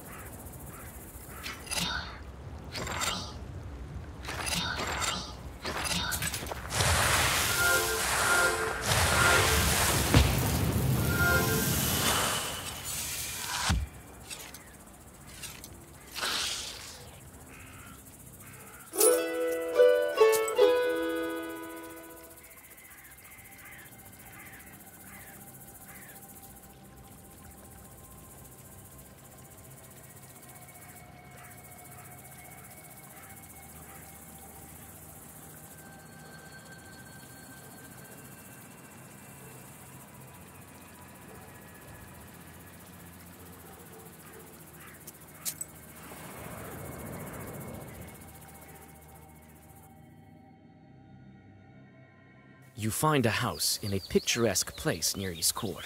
The izba is really crawling with cockroaches. They gather in places where light from the sliver of sun or the stove don't reach. In the far corner, you notice a chort. That's the reason for all the insects. Hey, demon! Stop right there. You can't hide from me. Greetings, Witch Mistress. I am here on your kind's behalf, so everything is in order. Well, that's enough. Old Igor told me to let you go. How is that? I'm not used to this sort of thing. I'm not your typical chart. I know how to do my job. I was told to breed cockroaches. That's what I do. I don't believe you. Let old Igor come for his charts by himself. He no longer can. Why is that? I'm his only diligent chart. He'd better come.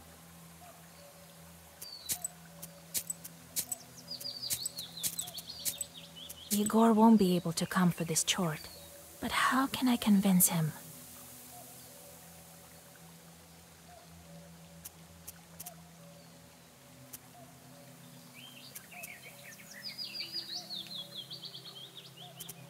Well, he's become too old. Has difficulty getting around. If you want to outsmart the chart, you'd better think of something better. I won't stand for these tricks.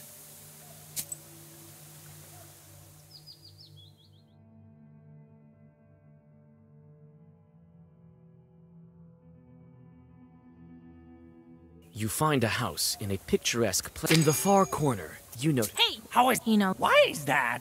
Igor, how can I convince him? He passed his charts to me. So you should listen to me from now on. Come on, enough with these cockroaches. Oh, I see. Well, if that's how it is. But I'll need another job. You don't have time to object before the chort turns into a dark whirlwind and flies into your pestir. As soon as the chort disappears, the cockroaches scatter. The grateful peasant gives you some of his food on your way.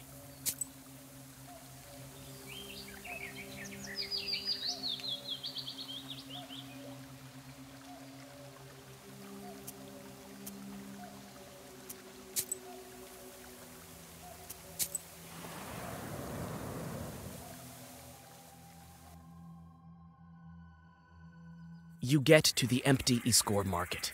The empty shops are looking at you like the eyes of dead men. You clutch your book against your will, and for a good reason. You notice chorts that have gone hungry without people hustling around.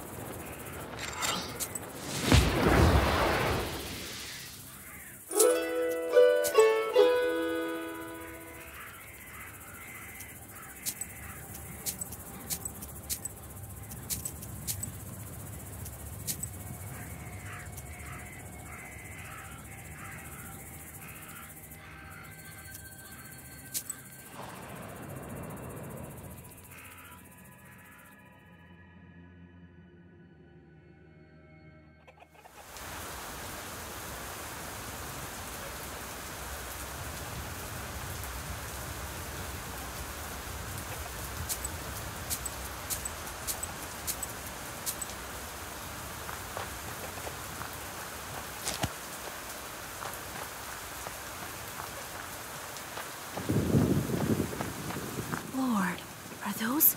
Bodies? So many of them. Just left lying on the street.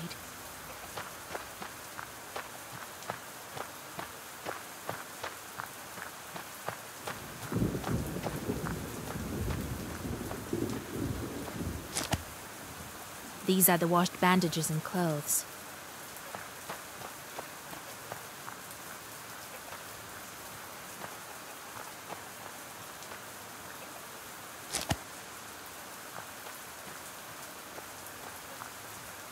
Various tools are kept here for work in the garden. Some household birds live here as well.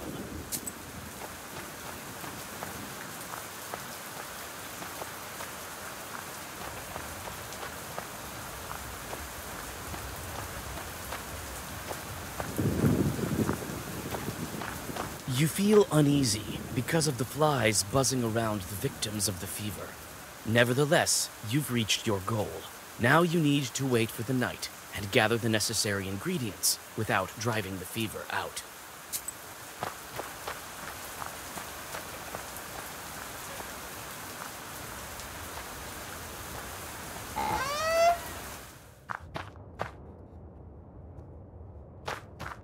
So many vials. All with herbs, I bet.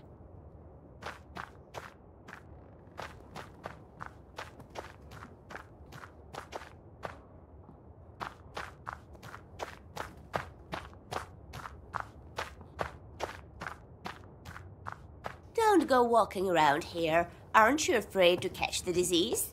Haven't you heard we have a visitor here? Well, go. Don't stare at me like that. We don't have enough medicine as it is. We don't need another sick girl here. Tell me about this sickness of yours. When did it come on? Not so long ago, but this sister packs quite a punch. Grabs everyone indiscriminately. Many of those are dead already. So go on, go hide at home, so she won't take you too. I've already seen all that I need. I want to help these people. What do you use to cure the fever? Nothing. There are no Noahs around. We called for a doctor. He hasn't any time for us. They say he was also cursed. I am the only one left here. I've been working like a dog. What's the name of the doctor? Some educated person, studied in Petersburg, Alexander. We built this hospital with his donations. He's also the animal doctor here. He used to help with animals in this area. What can you tell me about your village? Well, it's your typical village. They say the Truth used to live here long ago. People tell all kinds of stories, especially about the ruins on the hill. I'm a knower. I know my herbs.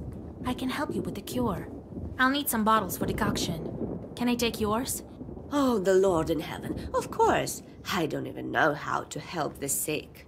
To get rid of the fever, I'll need cuckoo's tears, Adam's head, and chicken droppings. The herbs I'm certain to find in the yard.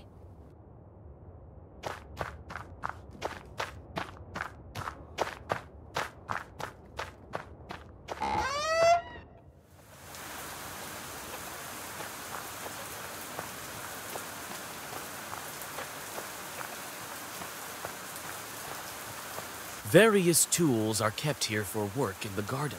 Some household birds live here as well. You disperse the chickens and gather enough ingredients for the decoction.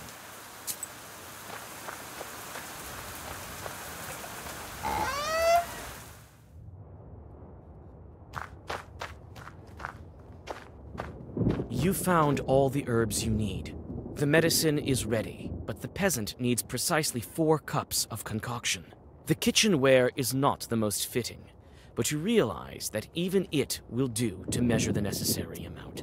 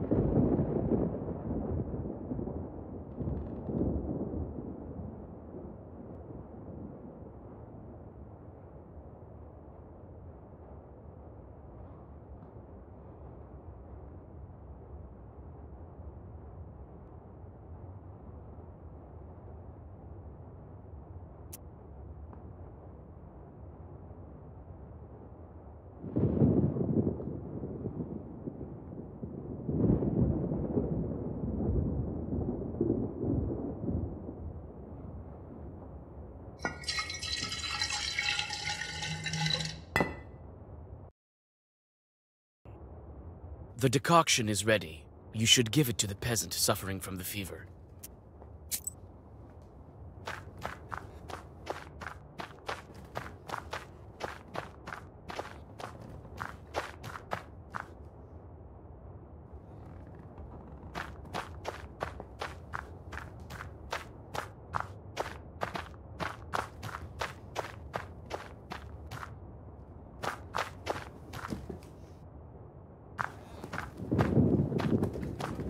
The most complicated cases are assigned here. One of the patients is shaking with fever, so she marked him. You can help the sick and drive her out, but for that, you'll need to make a concoction.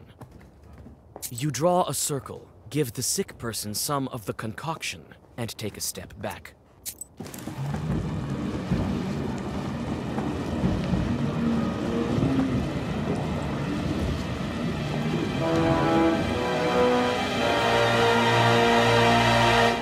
What a pleasant meeting.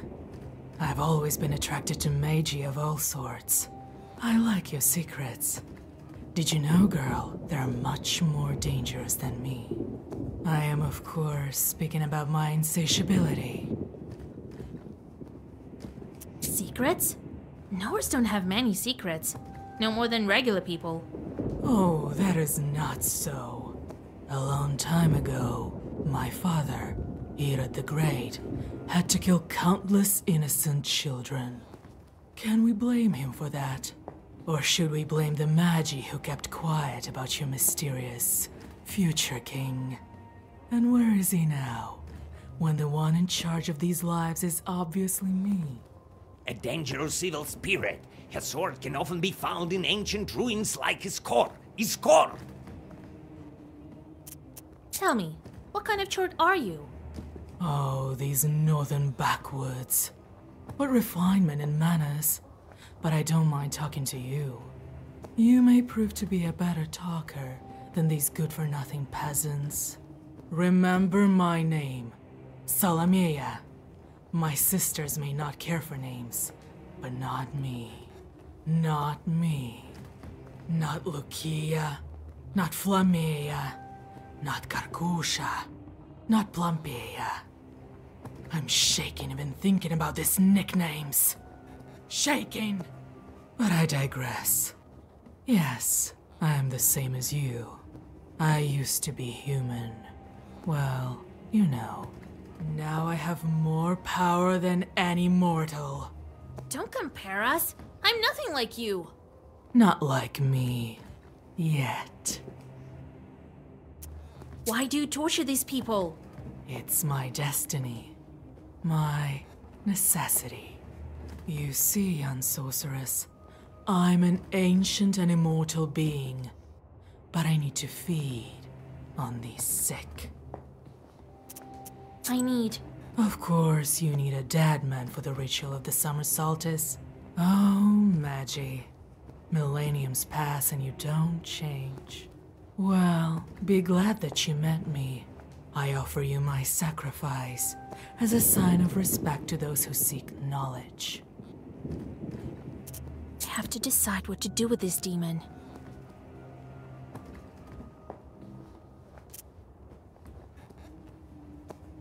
Looks like this demon won't be easy to negotiate with. I'll make her leave only if I kill a peasant or outsmart her. I don't think this hot-headed demon will stay here if I mock her properly. Listen, Karkusha. I'm not Karkusha to you. I'm Salamea! Salamea! What? I'm not sure I heard you right. Flamea or something? I'll leave this house. But for a little while, you can't drive me away. And I don't want to fight you. There are so many ancient cities around where I can hide and wait you out, as well as in my own chambers. I won't test my fortune. After all, it's not the first time I've encountered Magi. You don't have time to read a Zagaver before the fever turns into a foul whirlwind and flies away. Judging by the fact that the peasant hasn't gotten better, she left a piece of her essence in the hospital. Now I need to track her. I better not make any mistakes. She spoke of some ancient city. Where could she run to? It's unlikely she made it far from her victims. I don't think she'll go far. She'll stay here. I've heard there's an old chewed hill fort near Skor. She'll wait for me there. Without wasting any time, you go after the demon.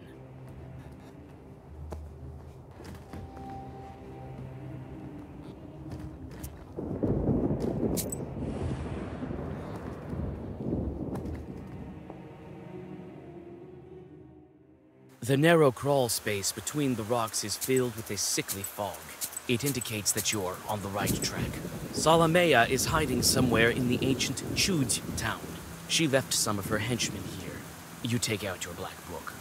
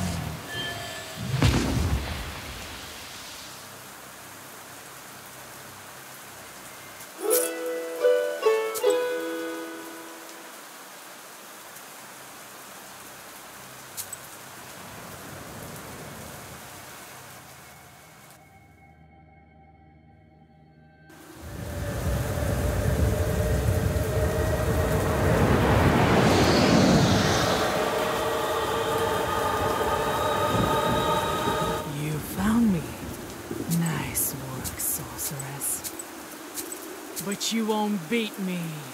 I ordered you around even before we'd met. And I order you now. Leave a score.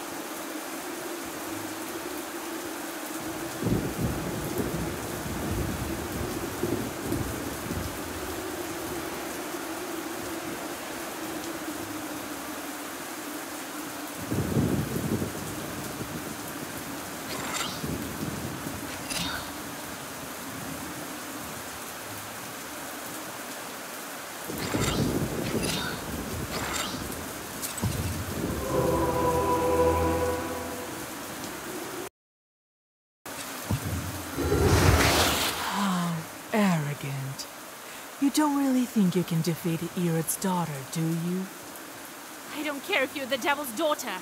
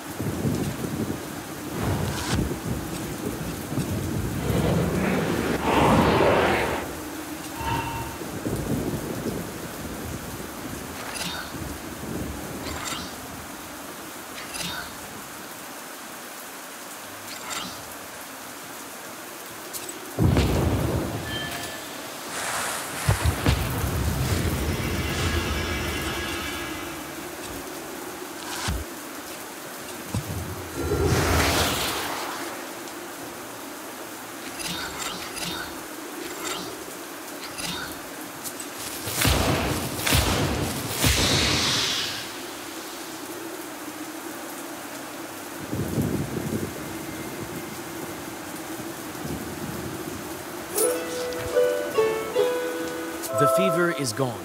It won't bother Isgor for the next couple of years. Unfortunately, it is very hard to banish this malady permanently, the same as the other ancient shorts. After waiting for a night with a heavy heart, you gather enough fat for the ritual candles from the Solomea victims. The dead won't need it anyway.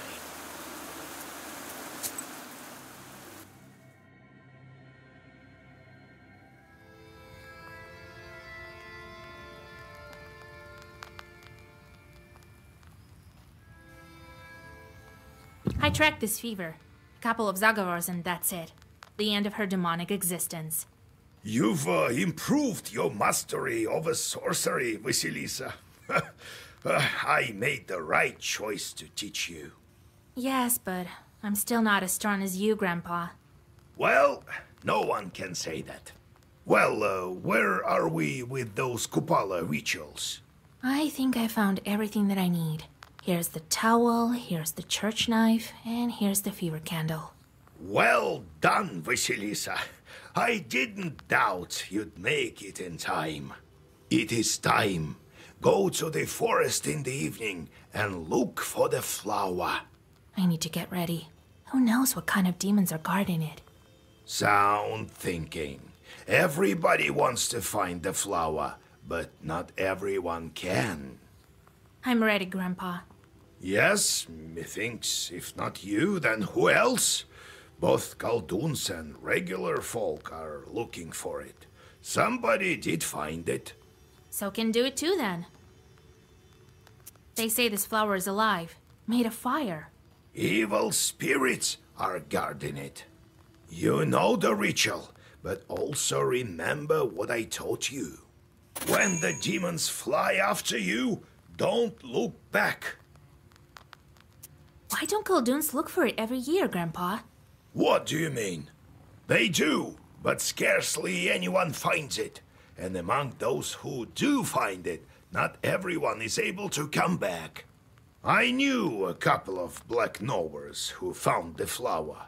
None of them returned.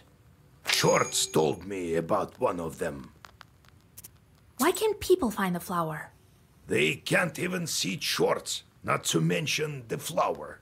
They sometimes run into it by chance. One short told me how he traded a bast shoe with a flower inside for a snuff of tobacco from some shepherd. These things happen too. Why do shorts need the flower? It makes them powerful, almost like a Khaldun. It's different for everyone. Some see buried treasures, some gain power. The shorts think differently too. Some go up the ladder in hell, some try to escape their fate. You get all sorts in life. Well, I'll go get ready. God helps.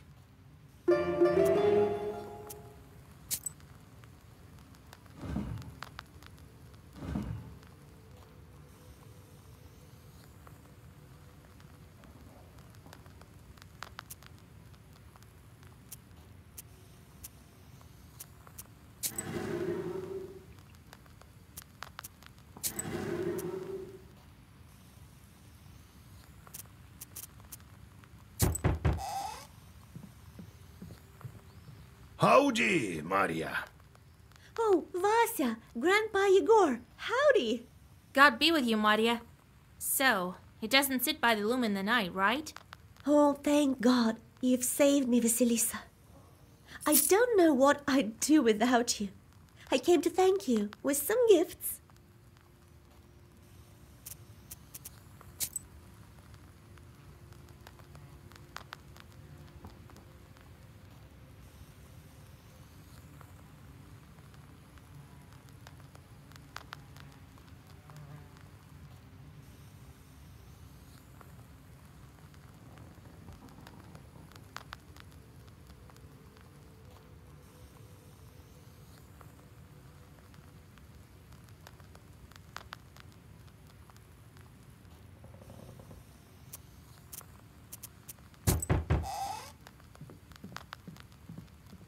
Greetings, good folk. Oh, you helped me. You didn't leave me for the wolves. Oh, you good Kalduns, Lord bless you. Let the saints themselves visit your beds and let them put their gifts upon it so that they are endless. What? Are you rambling there again? Oh, don't be mad, Yegor Yevlapovich. I came with a gift and with gratitude. Pheonix won't pester you any longer. I've talked to them. All right. Thank you, mistress.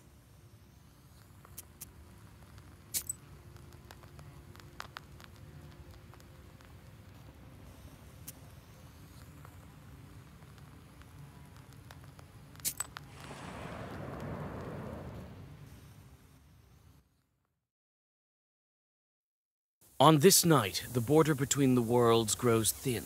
At this time, even regular people can see demons. That's why you're not surprised when you see a huge pack of swarming chorts among the swirling shadows of the fir wood near old Yegor's izba.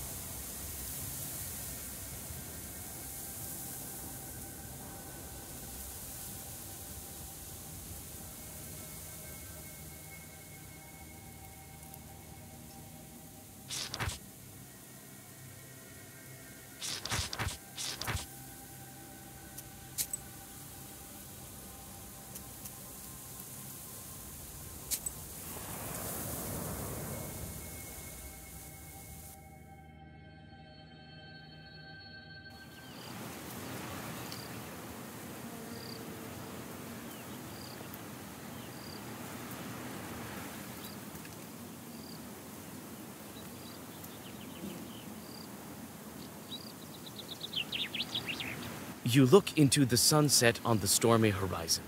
Kupala Eve is going to be thunderous. On the hill by the river, you can distinguish peasants trying to enjoy the holiday before the skies will inevitably pour out their rage upon them.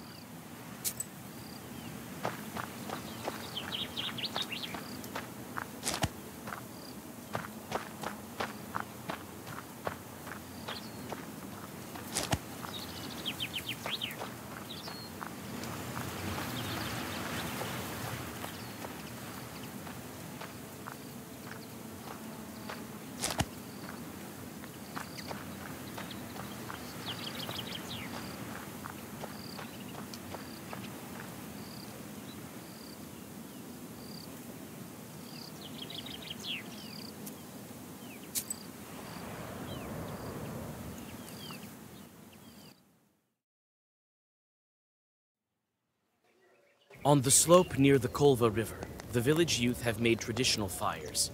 The fun is just starting. The flames light up lots of familiar faces. You look into the fire and think of where the rest of your way leads. Howdy, Vasa. Greetings, Vasilisa. God be with you. How are you liking the holiday? Oh, it's beautiful. The fire is wonderful. And, mind you, it was lit without matches. One needs skill for that. And I like the roundelays too. How wonderful.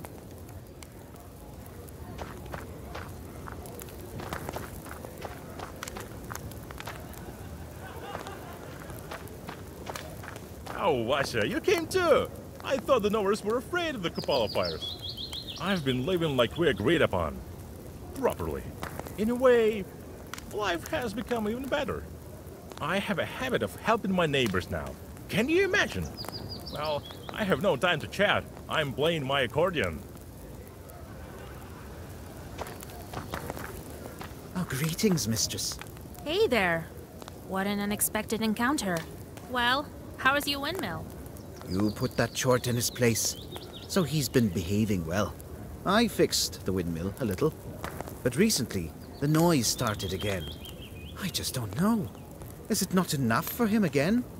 I'm worried. Well, let's talk later.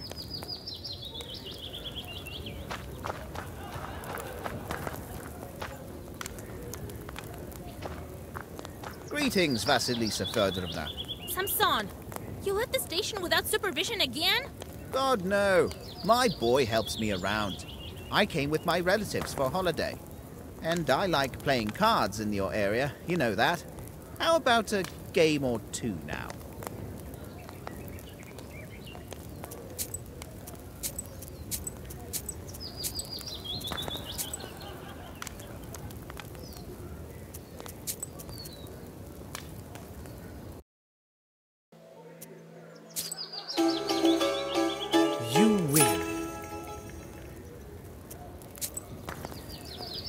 Howdy, Vasa.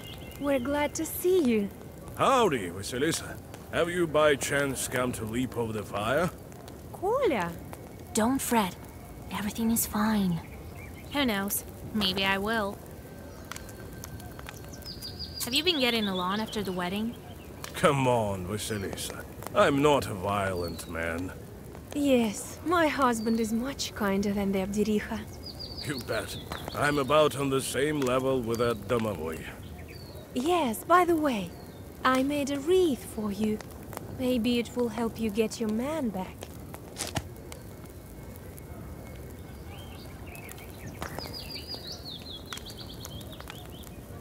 Do you like Kupala celebrations? Wife and I haven't seen such things for a long time, if ever. It's interesting to witness. These are all ancient customs, after all. Did your mother-in-law show herself? Well, we consecrated the banya and hope it won't be haunted. And we follow all the rules. Will you go looking for a fern flower? Will you go looking for a fern flower? God no, Vasa. We've had enough dealings with the demons. Right you are. Well, talk to you later.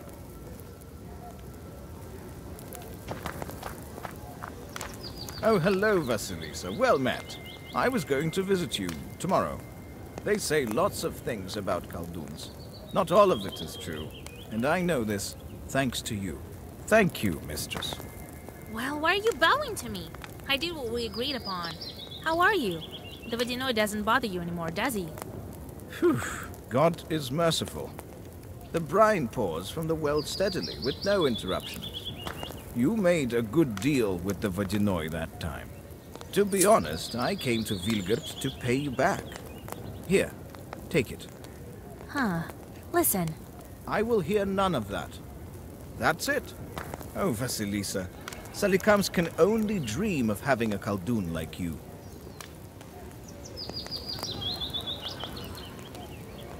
Oh, Vasilisa, greetings. Phew. Again with this damned book.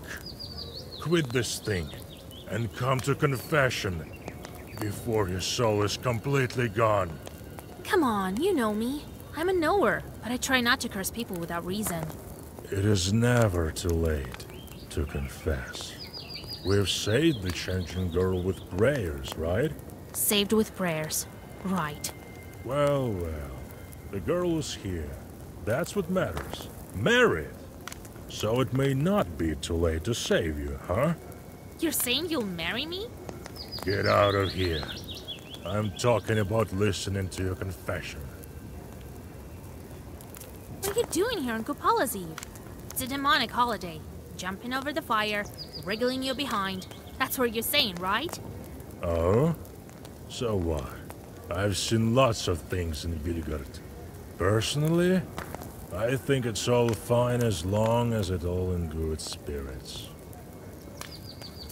Say you will accept my confession? It may even be useful for me. You tell the priest the events of recent days after your initiation as a Khaldun. Lord have mercy. What horrors! You aren't lying to me, are you? No. I feel you're telling the truth.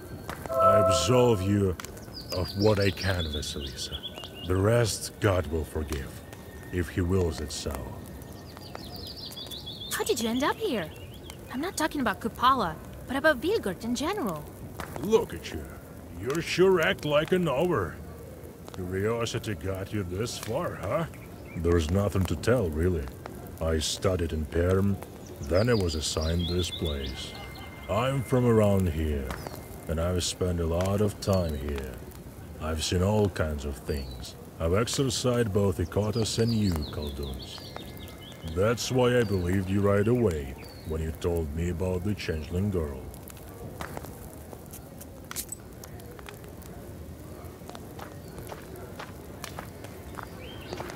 This fire is alive, obtained by friction.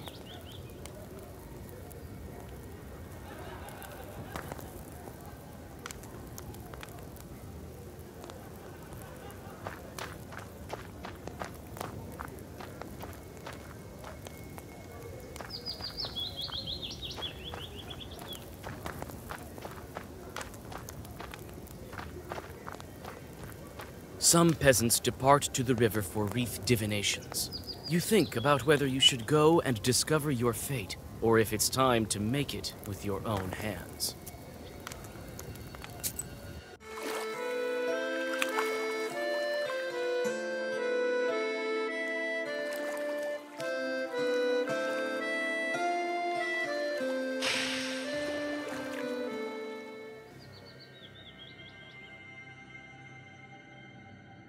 You come to the forest and can hardly recognize it.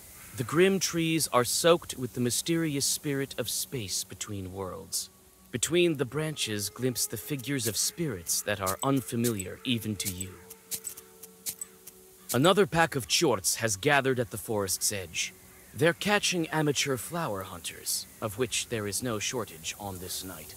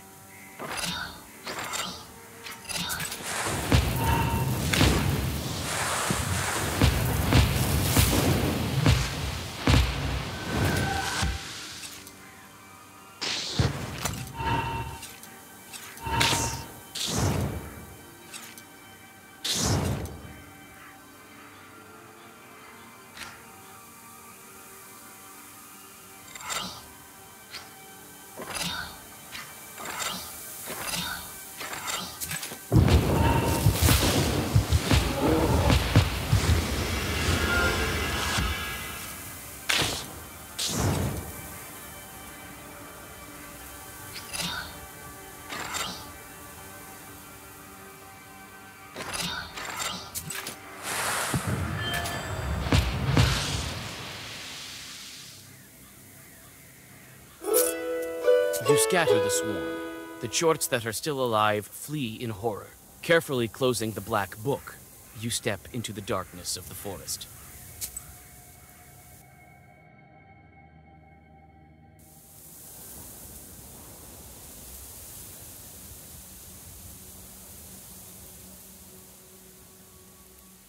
The frozen fir branches wrap the heart of the forest in an impenetrable wall. You whisper several zagavers, and the old needles part reluctantly, opening thick bushes of fern. You know that this is the place the flower will show itself tonight to prepare for the ritual.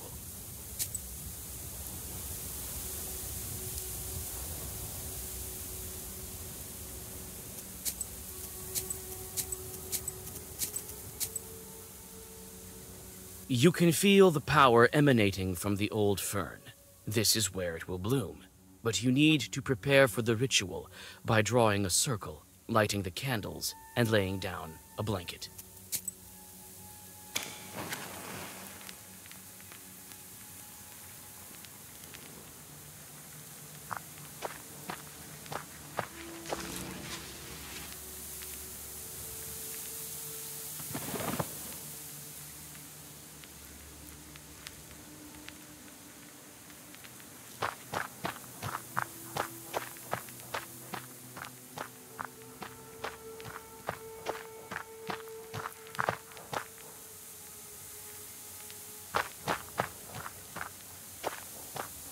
The preparations are done.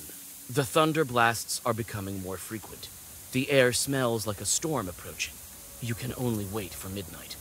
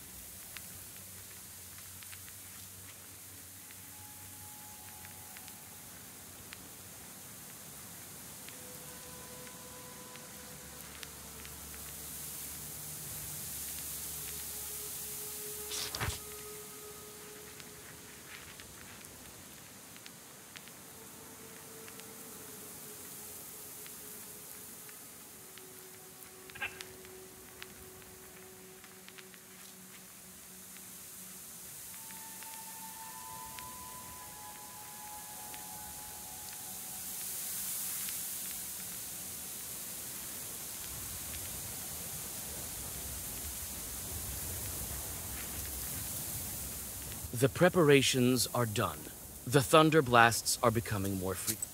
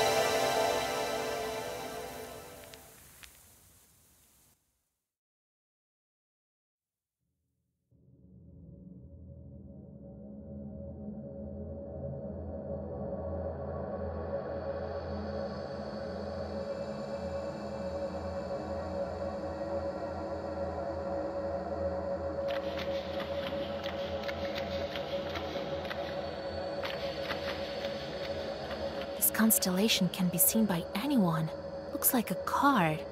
And here's something that looks like its driver. Lord, where am I? So many stars, as if someone has spilled milk all across the sky. These bright stars are called Pleiades by the smart folk, but we all know that the correct name for them is stars.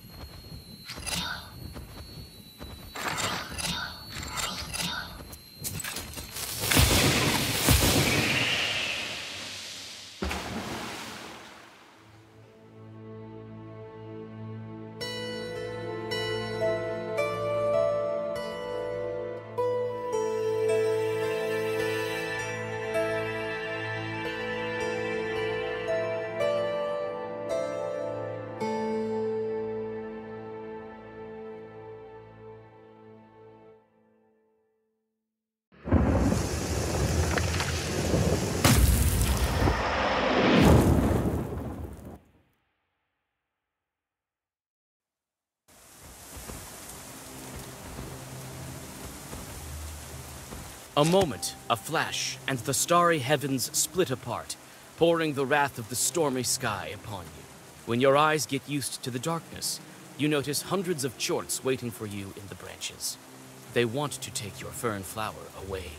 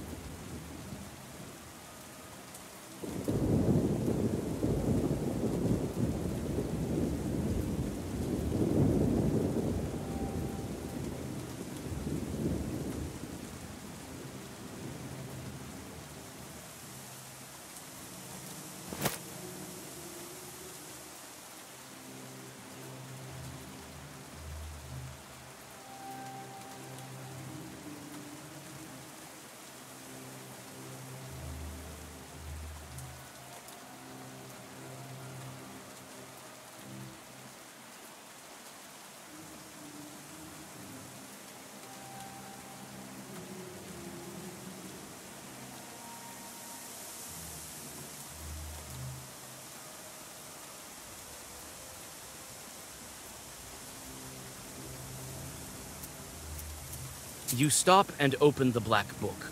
At least some of these demons will feel the power of your Zagavers.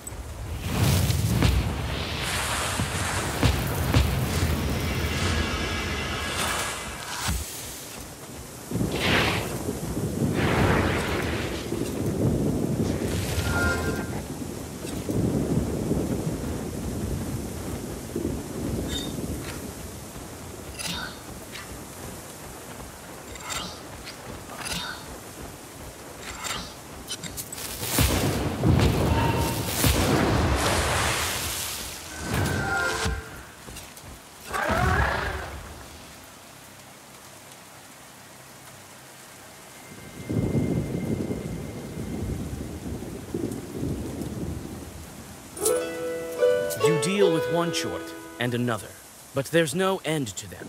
You head for the forest edge, fighting off demons that get too close. But who knows how many of them follow you.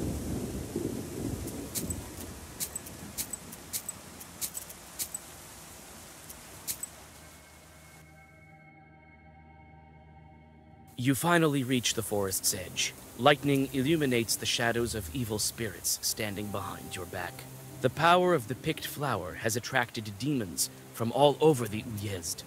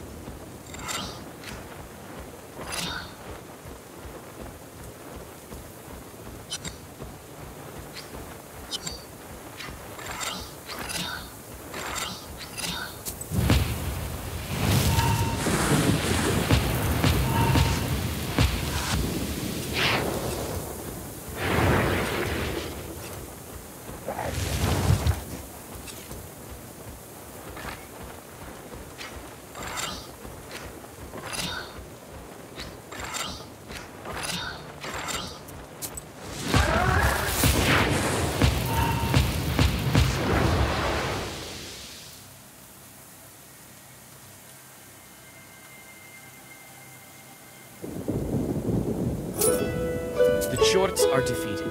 They disappear, writhing in inky flames. However, new demons are on their way.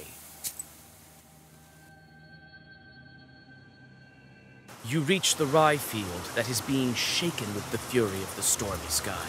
Lightning strikes the golden crosses of the Vilgert Church.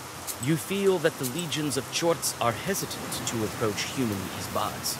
You don't have a chance to catch your breath, and a demon appears behind.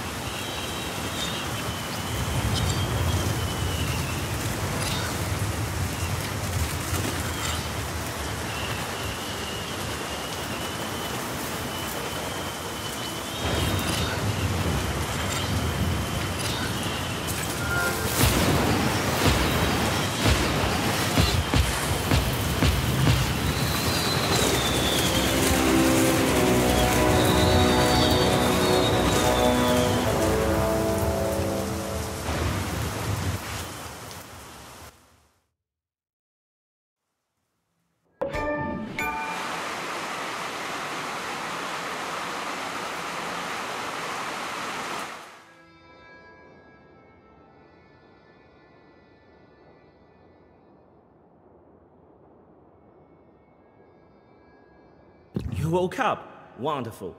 I was worried that the Kupala evil spirits might prove fatal, even for such a powerful witch as you. You! What's going on? Where am I? Where's the Black Book? Calm down, Vasilisa. You don't possess this ancient artifact anymore. We've taken it for a more practical goal than yours. I seem to remember now. I saw you and the spinner at the forest edge. I should have finished you off that time in Vilgard. But I'm grateful for this mercy, as well as for what you did for breaking so many seals. What a pity. You can't even fathom all the power that even just one granted wish can bestow. You can't handle it! Let me out, and you'll understand why even Kupala Chorts weren't able to stop me. Perhaps. But you won't get out this time. I've sealed you in. You have neither your Zagavors, nor your sorceress items. What a pity you weren't able to keep the flower of Polopodiaphuta. It was destroyed when the seal was broken, I presume. I should have known you to be Khaldun even that time at Zemskaya Station. You couldn't have known that I was a Khaldun the same as you. But I do recall our first meeting. You're alive only because you've done so much to break the seals. My mentor wanted to open the last one with your very life, but I stopped her. What? Am I supposed to thank you now? Maybe you are. You're not here in her web, aren't you? If I had the book the first day, all of this trouble could have been avoided. Neither you nor your Igor understand the true power of the artifact. I couldn't trust you with a wish. So you're the spinner's apprentice. You hid it quite well. Even my grandpa didn't know. I wouldn't be so sure. You deceived him. Where is the black book? Stop worrying about your artifact. But may this knowledge brighten your confinement. The book is safely in the hands of my mentor. Soon I will join her with a well-crafted wish, and my goal will be achieved. Nice move. I've done all the hard work, and you're the one reaching your goal, eh? You may well despise me, but know this. I'm doing the greater good for all of Russia. There is no comparison between our quarrel and the end result of my efforts. You will soon see the greater benefits of my mission. How did you manage to capture me? You were too weak from your fight with the Kupala Chorts. I brought you to my humble mansion and locked you up with the Zagavar. Not long ago, I was a prisoner of your mentor as well. It was quite hard to escape, and that's why I employ additional means to your confinement. The door is locked with a lock as well. Let me out. If not me, then my grandpa will get to you. I don't think he cares about you that much. Nonsense. I don't have any more time for talking. I have to get back to wishcrafting. So much depends on it. Wait! Let me out! Damn it! The door is locked. Well, I can handle regular locks, I suppose. But there's that Zagavar of his. I have to look around. He took all my herbs and items. Very well. I'll catch my breath, then escape. And then I'll get my book back.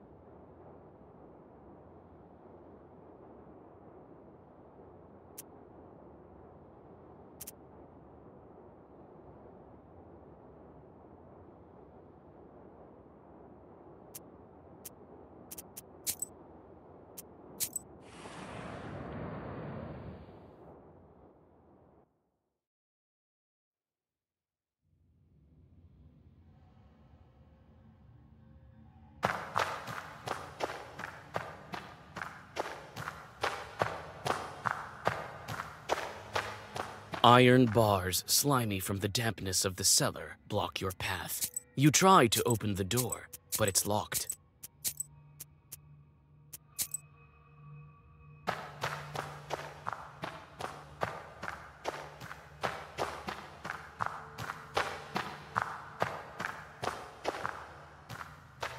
Iron bars, slimy. Your palm still remembers the piercing pain of the monastery needle, and you feel as if the flower is throbbing inside your hand.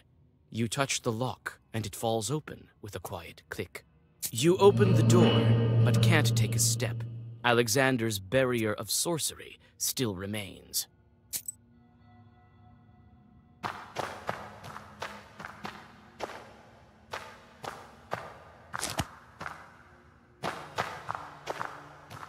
This is my bestier. Chort seems to want some work again. There's some kind of crack in the wall, and there's a bit of hay inside. Some hay, and that's it. Nothing else. Well, I've no time to waste in his dungeon. Or should I look some more for that enchanted item?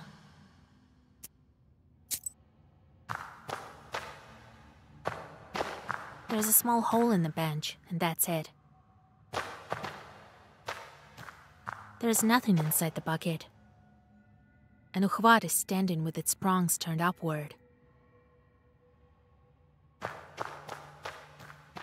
There's some kind of crack in the wall, and there's a bit of hay inside.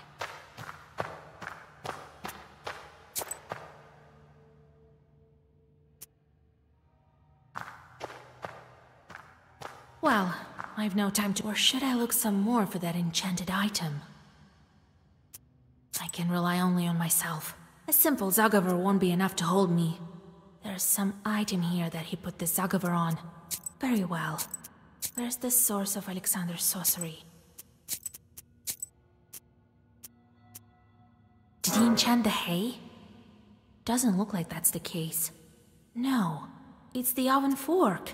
It is set by the door with the prongs facing upward for a reason. I can't reach.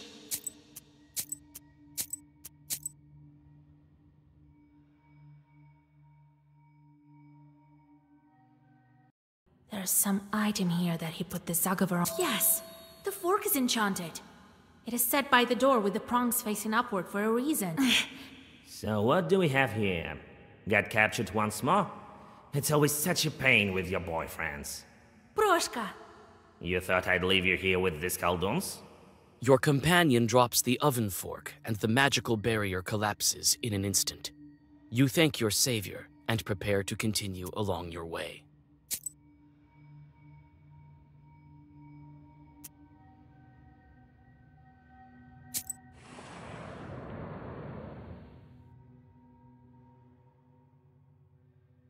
A low vaulted hall leads into the depths of the mansion.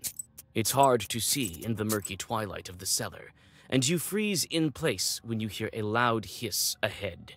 There is something stirring in the dark. Morteshka grins and sneaks ahead. A blinding flash tears the dark, and the horrified devils in ambush scatter, like bugs at the sight of Voipil. Like bugs at the sight of Voipil.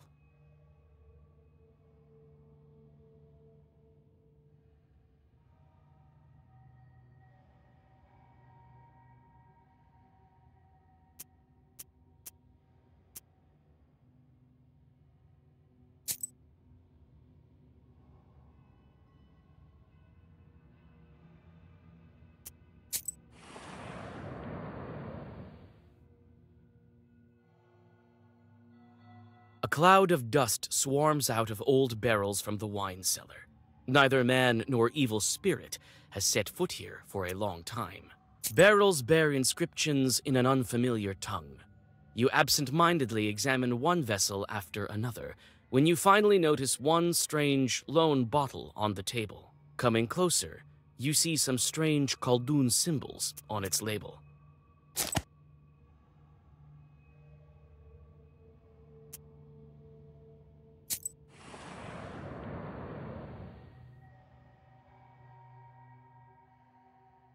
It seems that only the ever-present mold remembers this pantry. The mold grows strongly in the presence of evil spirits and has spread its dimly glowing bushes through all of the reserves of the mansion's owner. A couple of susiedkas are hiding in the corner, their eyes gleaming with frightened embers. Don't eat us, witch! We have nothing!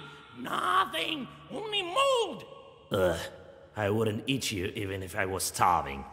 Your fur is all moldy and dusty. Calm down. I won't eat you. Poor Susietkos. Why are you so scared? Oh, whew.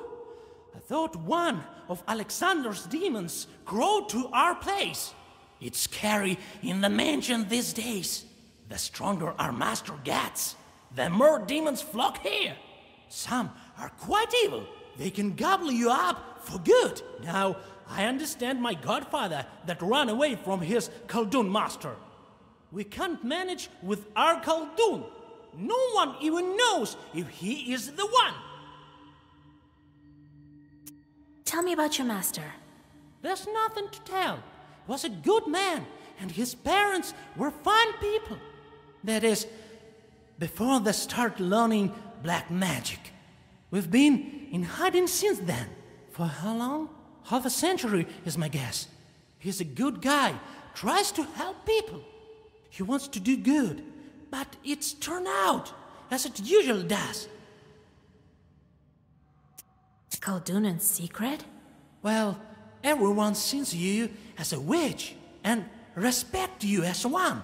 Our Alex tries to conceal his gift. Such is the way of secret sorcerers. Well, maybe I'll manage to scare off some of the demons. You'll have an easier life than I'd imagine. Whoa! Thanks! We didn't expect any help, if I may be frank. Here you go. Some mold-free supplies for your journey.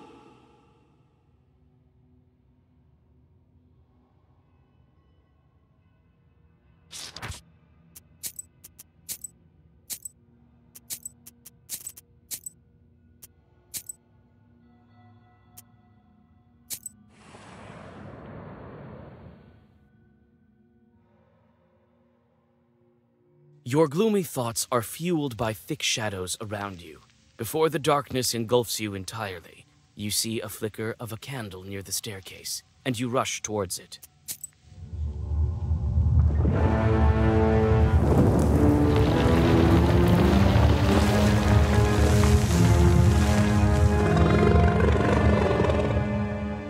You step back from the toothy swan. Time is short, and you have to decide what to do next. I am quite impressed.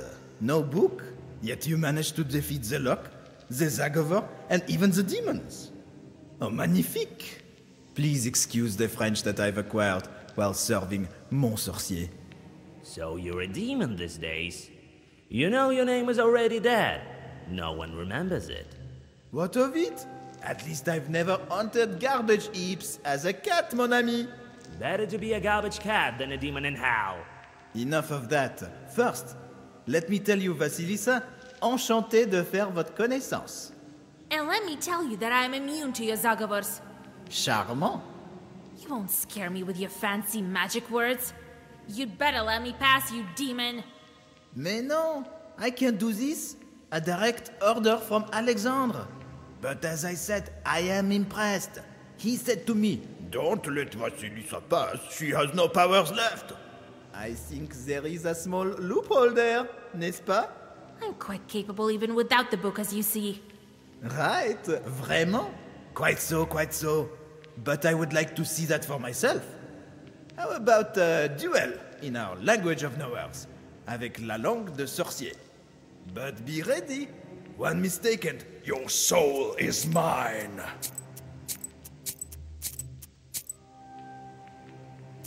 I see that you're no ordinary Shishiga. What's true is true. Oh, I am as old as some of your friends. He was an ancestor of the Chutes. So, do you enjoy your new calling? Boiling in the cauldrons of hell, that is? It's not so bad, mon vieux ami. You should try it out. But it is true, I used to be the patron of ancient tribes. And now I guide the neophytes to the wonderful world of witchcraft. How should I call you, Toothy Swan? Oh, I've had quite a lot of names, but now I prefer to be called Pierre. Pierre? I swear with Yan, you are as mad as a hatter. Oh, but let me be whoever I want. Quelle vie? How long have you known Alexander? Since he climbed through my moat, and that was a day of nightly wonders. Quel mystère de la magie. He's a good fellow, mon camarade, but he gave me strange tasks. To plow a field, to cut down some trees, and he's never happy with my results. But that is the nature de le diable. We spoil and curse, but we can't create. But hell is full of rumors. They say that the book is in the spinner's hands, and that she wants to exterminate all charts. What do you mean? I thought she wanted to tame them for useful work. Imagine that. What is this language of the knowers that you're talking about? Oh, magnifique, magnifique. This will be an excellent fight. It's better if you tell me. What is it that you call the language of knowers? What does this toothed swan meant by language of the knowers?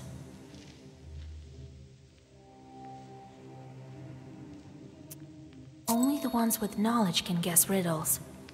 And who knows a lot of riddles is the knower himself. Très bien. But that was but a warm-up. Let's get down to business. You have to guess 3 riddles. No doubt you're quite capable, even without a book. Et puis, your way is clear. Well, you've spent quite some time with this item. Its spine is stiff. Its body, black.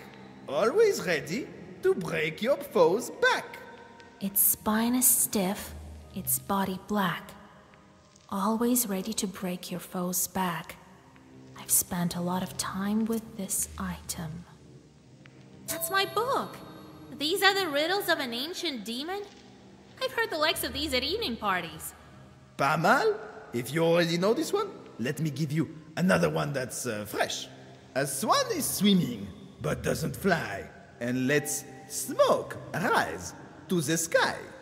A swan is swimming, but doesn't fly, and lets smoke rise to the sky.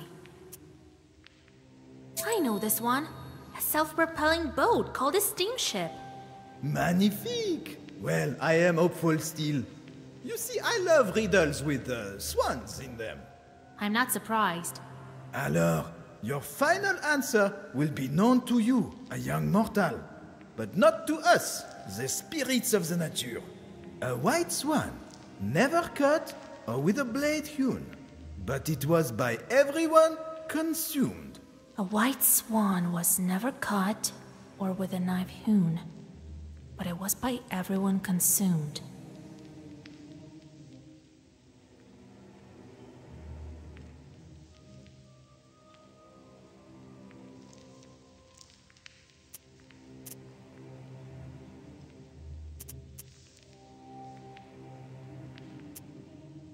A white swan? Must be salt you're talking about. Sensationnel! A soul of such a powerful witch, and it's at my disposal. I won't give up that easily. Try to take it first.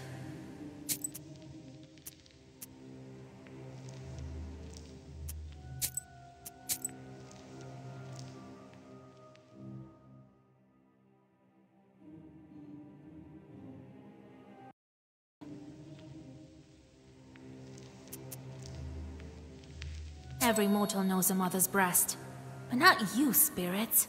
Je suis impressionné. I am impressed. Well then, I dare not detain you any longer, oh beautiful Vasilisa. C'est un honneur. I'm sure you'll get your artifact back. The cellar door is locked tight. You turn your gaze to the palm of your hand where the flower was sown. Concentrating your power on your palm, you reach for the door, but suddenly realize that your hand is invisible. Your companion smiles condescendingly. Such a trick can fool a mortal, but not an evil spirit.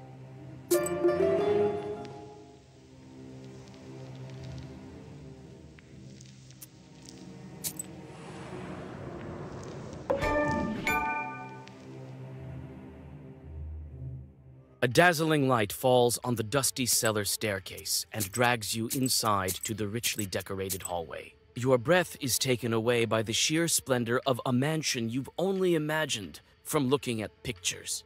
Demons dressed in strange black and white costumes are here and there among the baroque curls of the rich staircase leading to the second floor. One of them rushes towards you.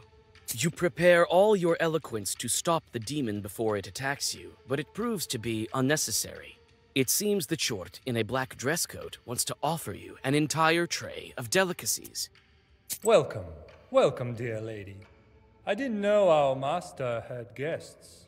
Oh, but put our service to the test. Try this greythini, it's delicious. Don't believe me? Ask the other demons. You've never tasted anything as tasty as this. It seems that your strength is returning. If you need me, you only need to say the word. Wait a moment. Tell me... Where's your master? Why, in his office, of course. Should I announce your arrival? No, wait. I will go myself. Let it be a surprise. Ah, what a joy to see such a nice young lady. Please forgive me if I'm speaking too bluntly. What kind of demons are you? Why are you dressed this way? This is the direct order of our master, and we quite like it, of course. Obviously, some may protest this, but me, personally, I'm very happy. And I won't torment Alexander. Even if I get such a chance, I won't. Right. Of course you won't. No, I mean it, young lady. It's so much better being a butler than stealing milk. Everything will change when other demons realize that. What do you have here on your tray? The best appetizers for our guests. Would you like some? You've never tasted... If you need... Wait a moment. Tell me I should start to seek out your master. Of course, young lady. You just need to follow this staircase.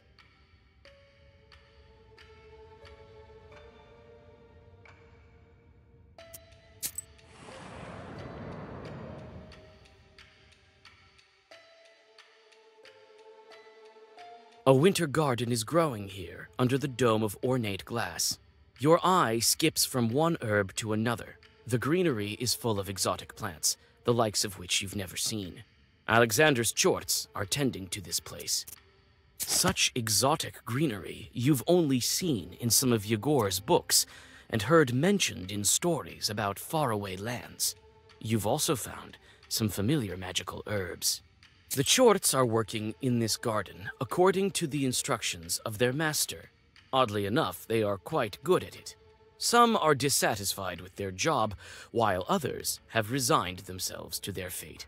You manage to learn some demon-handling tricks that Alexander uses to drill these chorts.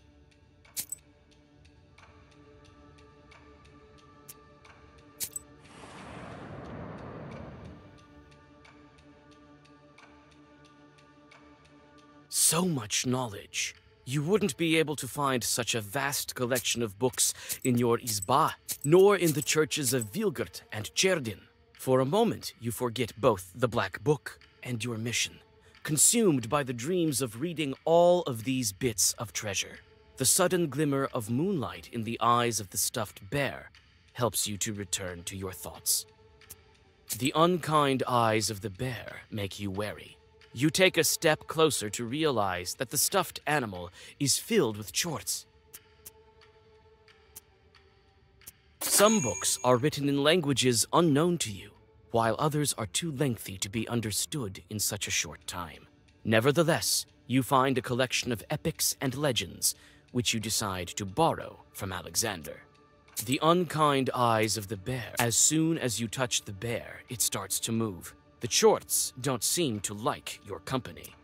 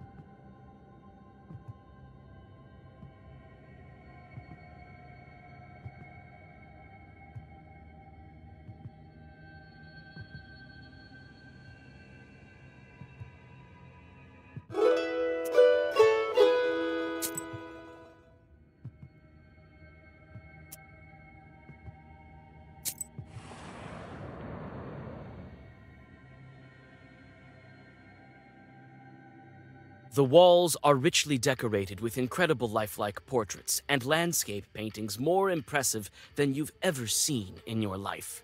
This craftsmanship is incomparable not only to the primitive luboks, but even to illuminated manuscripts. Several startled shorts drop their dusting rags and scatter away out of fright.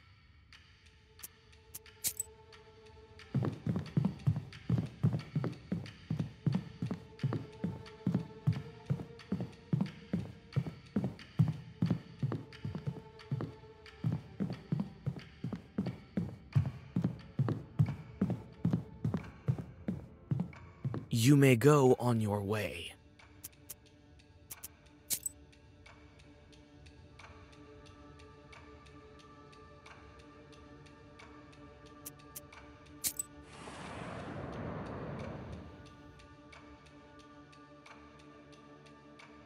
The winding halls are as full of demons as a stove corner is full of cockroaches. Some are doing quite useful work, it seems. Chorts are scrubbing floors and washing the copper furniture handles. Several spirits are bolder than the rest. They rush to attack.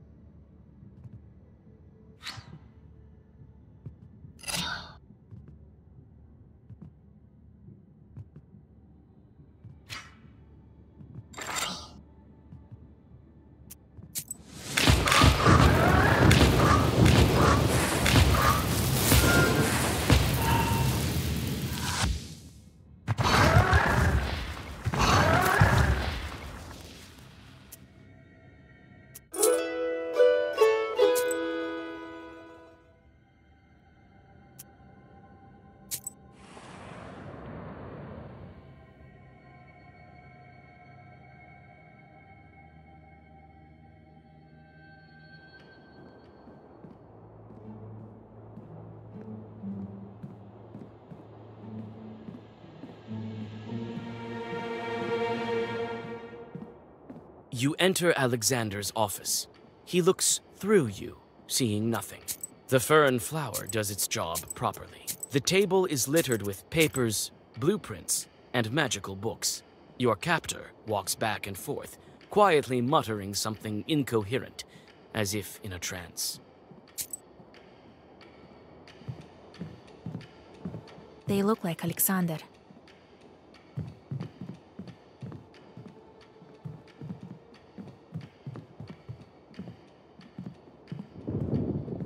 What a strange mechanism. And the devils are spinning inside. There are some pictures here. They look like mechanism for chorts to operate. These are the items that Alexander took away. You may grab them, but the invisibility will subside. These are his attempts to craft a perfect wish.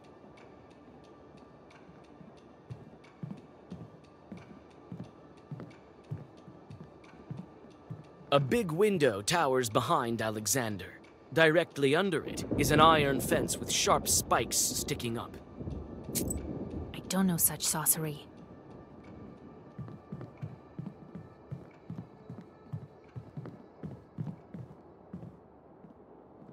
Your captor nervously walks back and forth through the office, trying to come up with the perfect wording for his wish.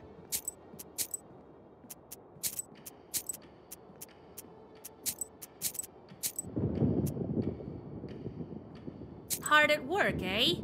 What? How's that possible? You, Vasilisa? How? From where? It seems that the invisibility wears off if I talk to anyone. Here is our old friend. He must be thinking that the Saints themselves brought you here.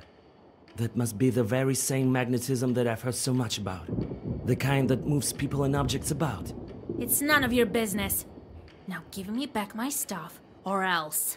As you can see, I have enough strength left to handle all of your pitiful defenses. Yes, that is true, Vasilisa. I won't argue that. But then again, I can't quite agree. What if I do return your items? Will you go back to the spinner? Don't try my patience. Your mentor wouldn't even want you to have the book. A fine yarn you're spinning. Yes, yes. I'm sure he wants the same thing that I do. Chartocracy. What are you talking about? Old Igor not wanting me to have this book? He gave it to me himself. He has his reasons, I'm sure. My noble goal could be one of them. Yes, I told him all about Chartocracy myself when he locked me inside your izba. And even before that, he told me all about Nikolai's wedding. What? You don't know your mentor well enough, Vasilisa. Lies. Don't believe me? Ask the spinner then. Where does she keep my book? In her izba, where else? But you won't be able to defeat her. You still underestimate my power. I'm aware of your power. But hers is greater still. She may have bestowed her charts to me, but her power has remained with her nonetheless. Don't try and scare me. It is but a warning. What's that shortocracy you're talking about? Well, the title could be better, that's true. But the concept itself is sound. Imagine our motherland, where the strongest and wisest Khaldun rules.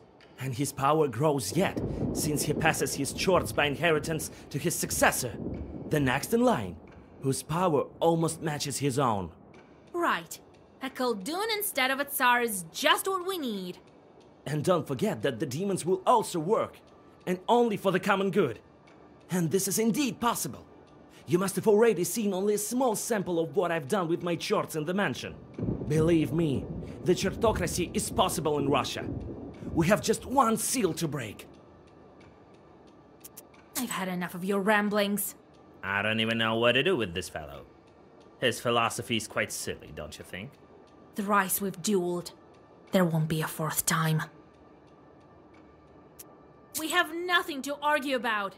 You decided to give me the book? To give up your wish? Oh no. I won't give my wish away. But maybe I can persuade him in another way.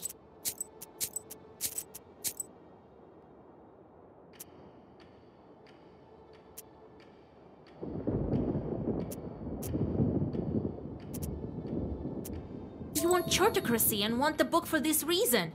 But you don't need it. How else would the demons do my bidding? You already make them do what you want. Just look at your mansion. The charts are growing herbs and clean your house. What else do you want? They can do your bidding already. You just have to teach the other Khalduns. Well, indeed, I know how to handle charts. The disobedient ones I imprison in stuffed animals or other cages. Sounds reasonable. You've already got your wish. Why then you would steal my book? I'd have to think about it. There's no time to think. The spinner will break the last seal. All right. I'll help. Alexander gives you your bag with herbs and artifacts and wishes you good luck. He promises to help you at his mentor's izba, and you decide to meet up over there. You make haste. The spinner must not break the last seal.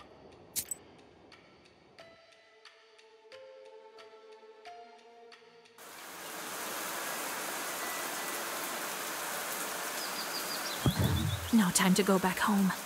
I have to hurry for the book. It's good that I've already visited the spinner's izba.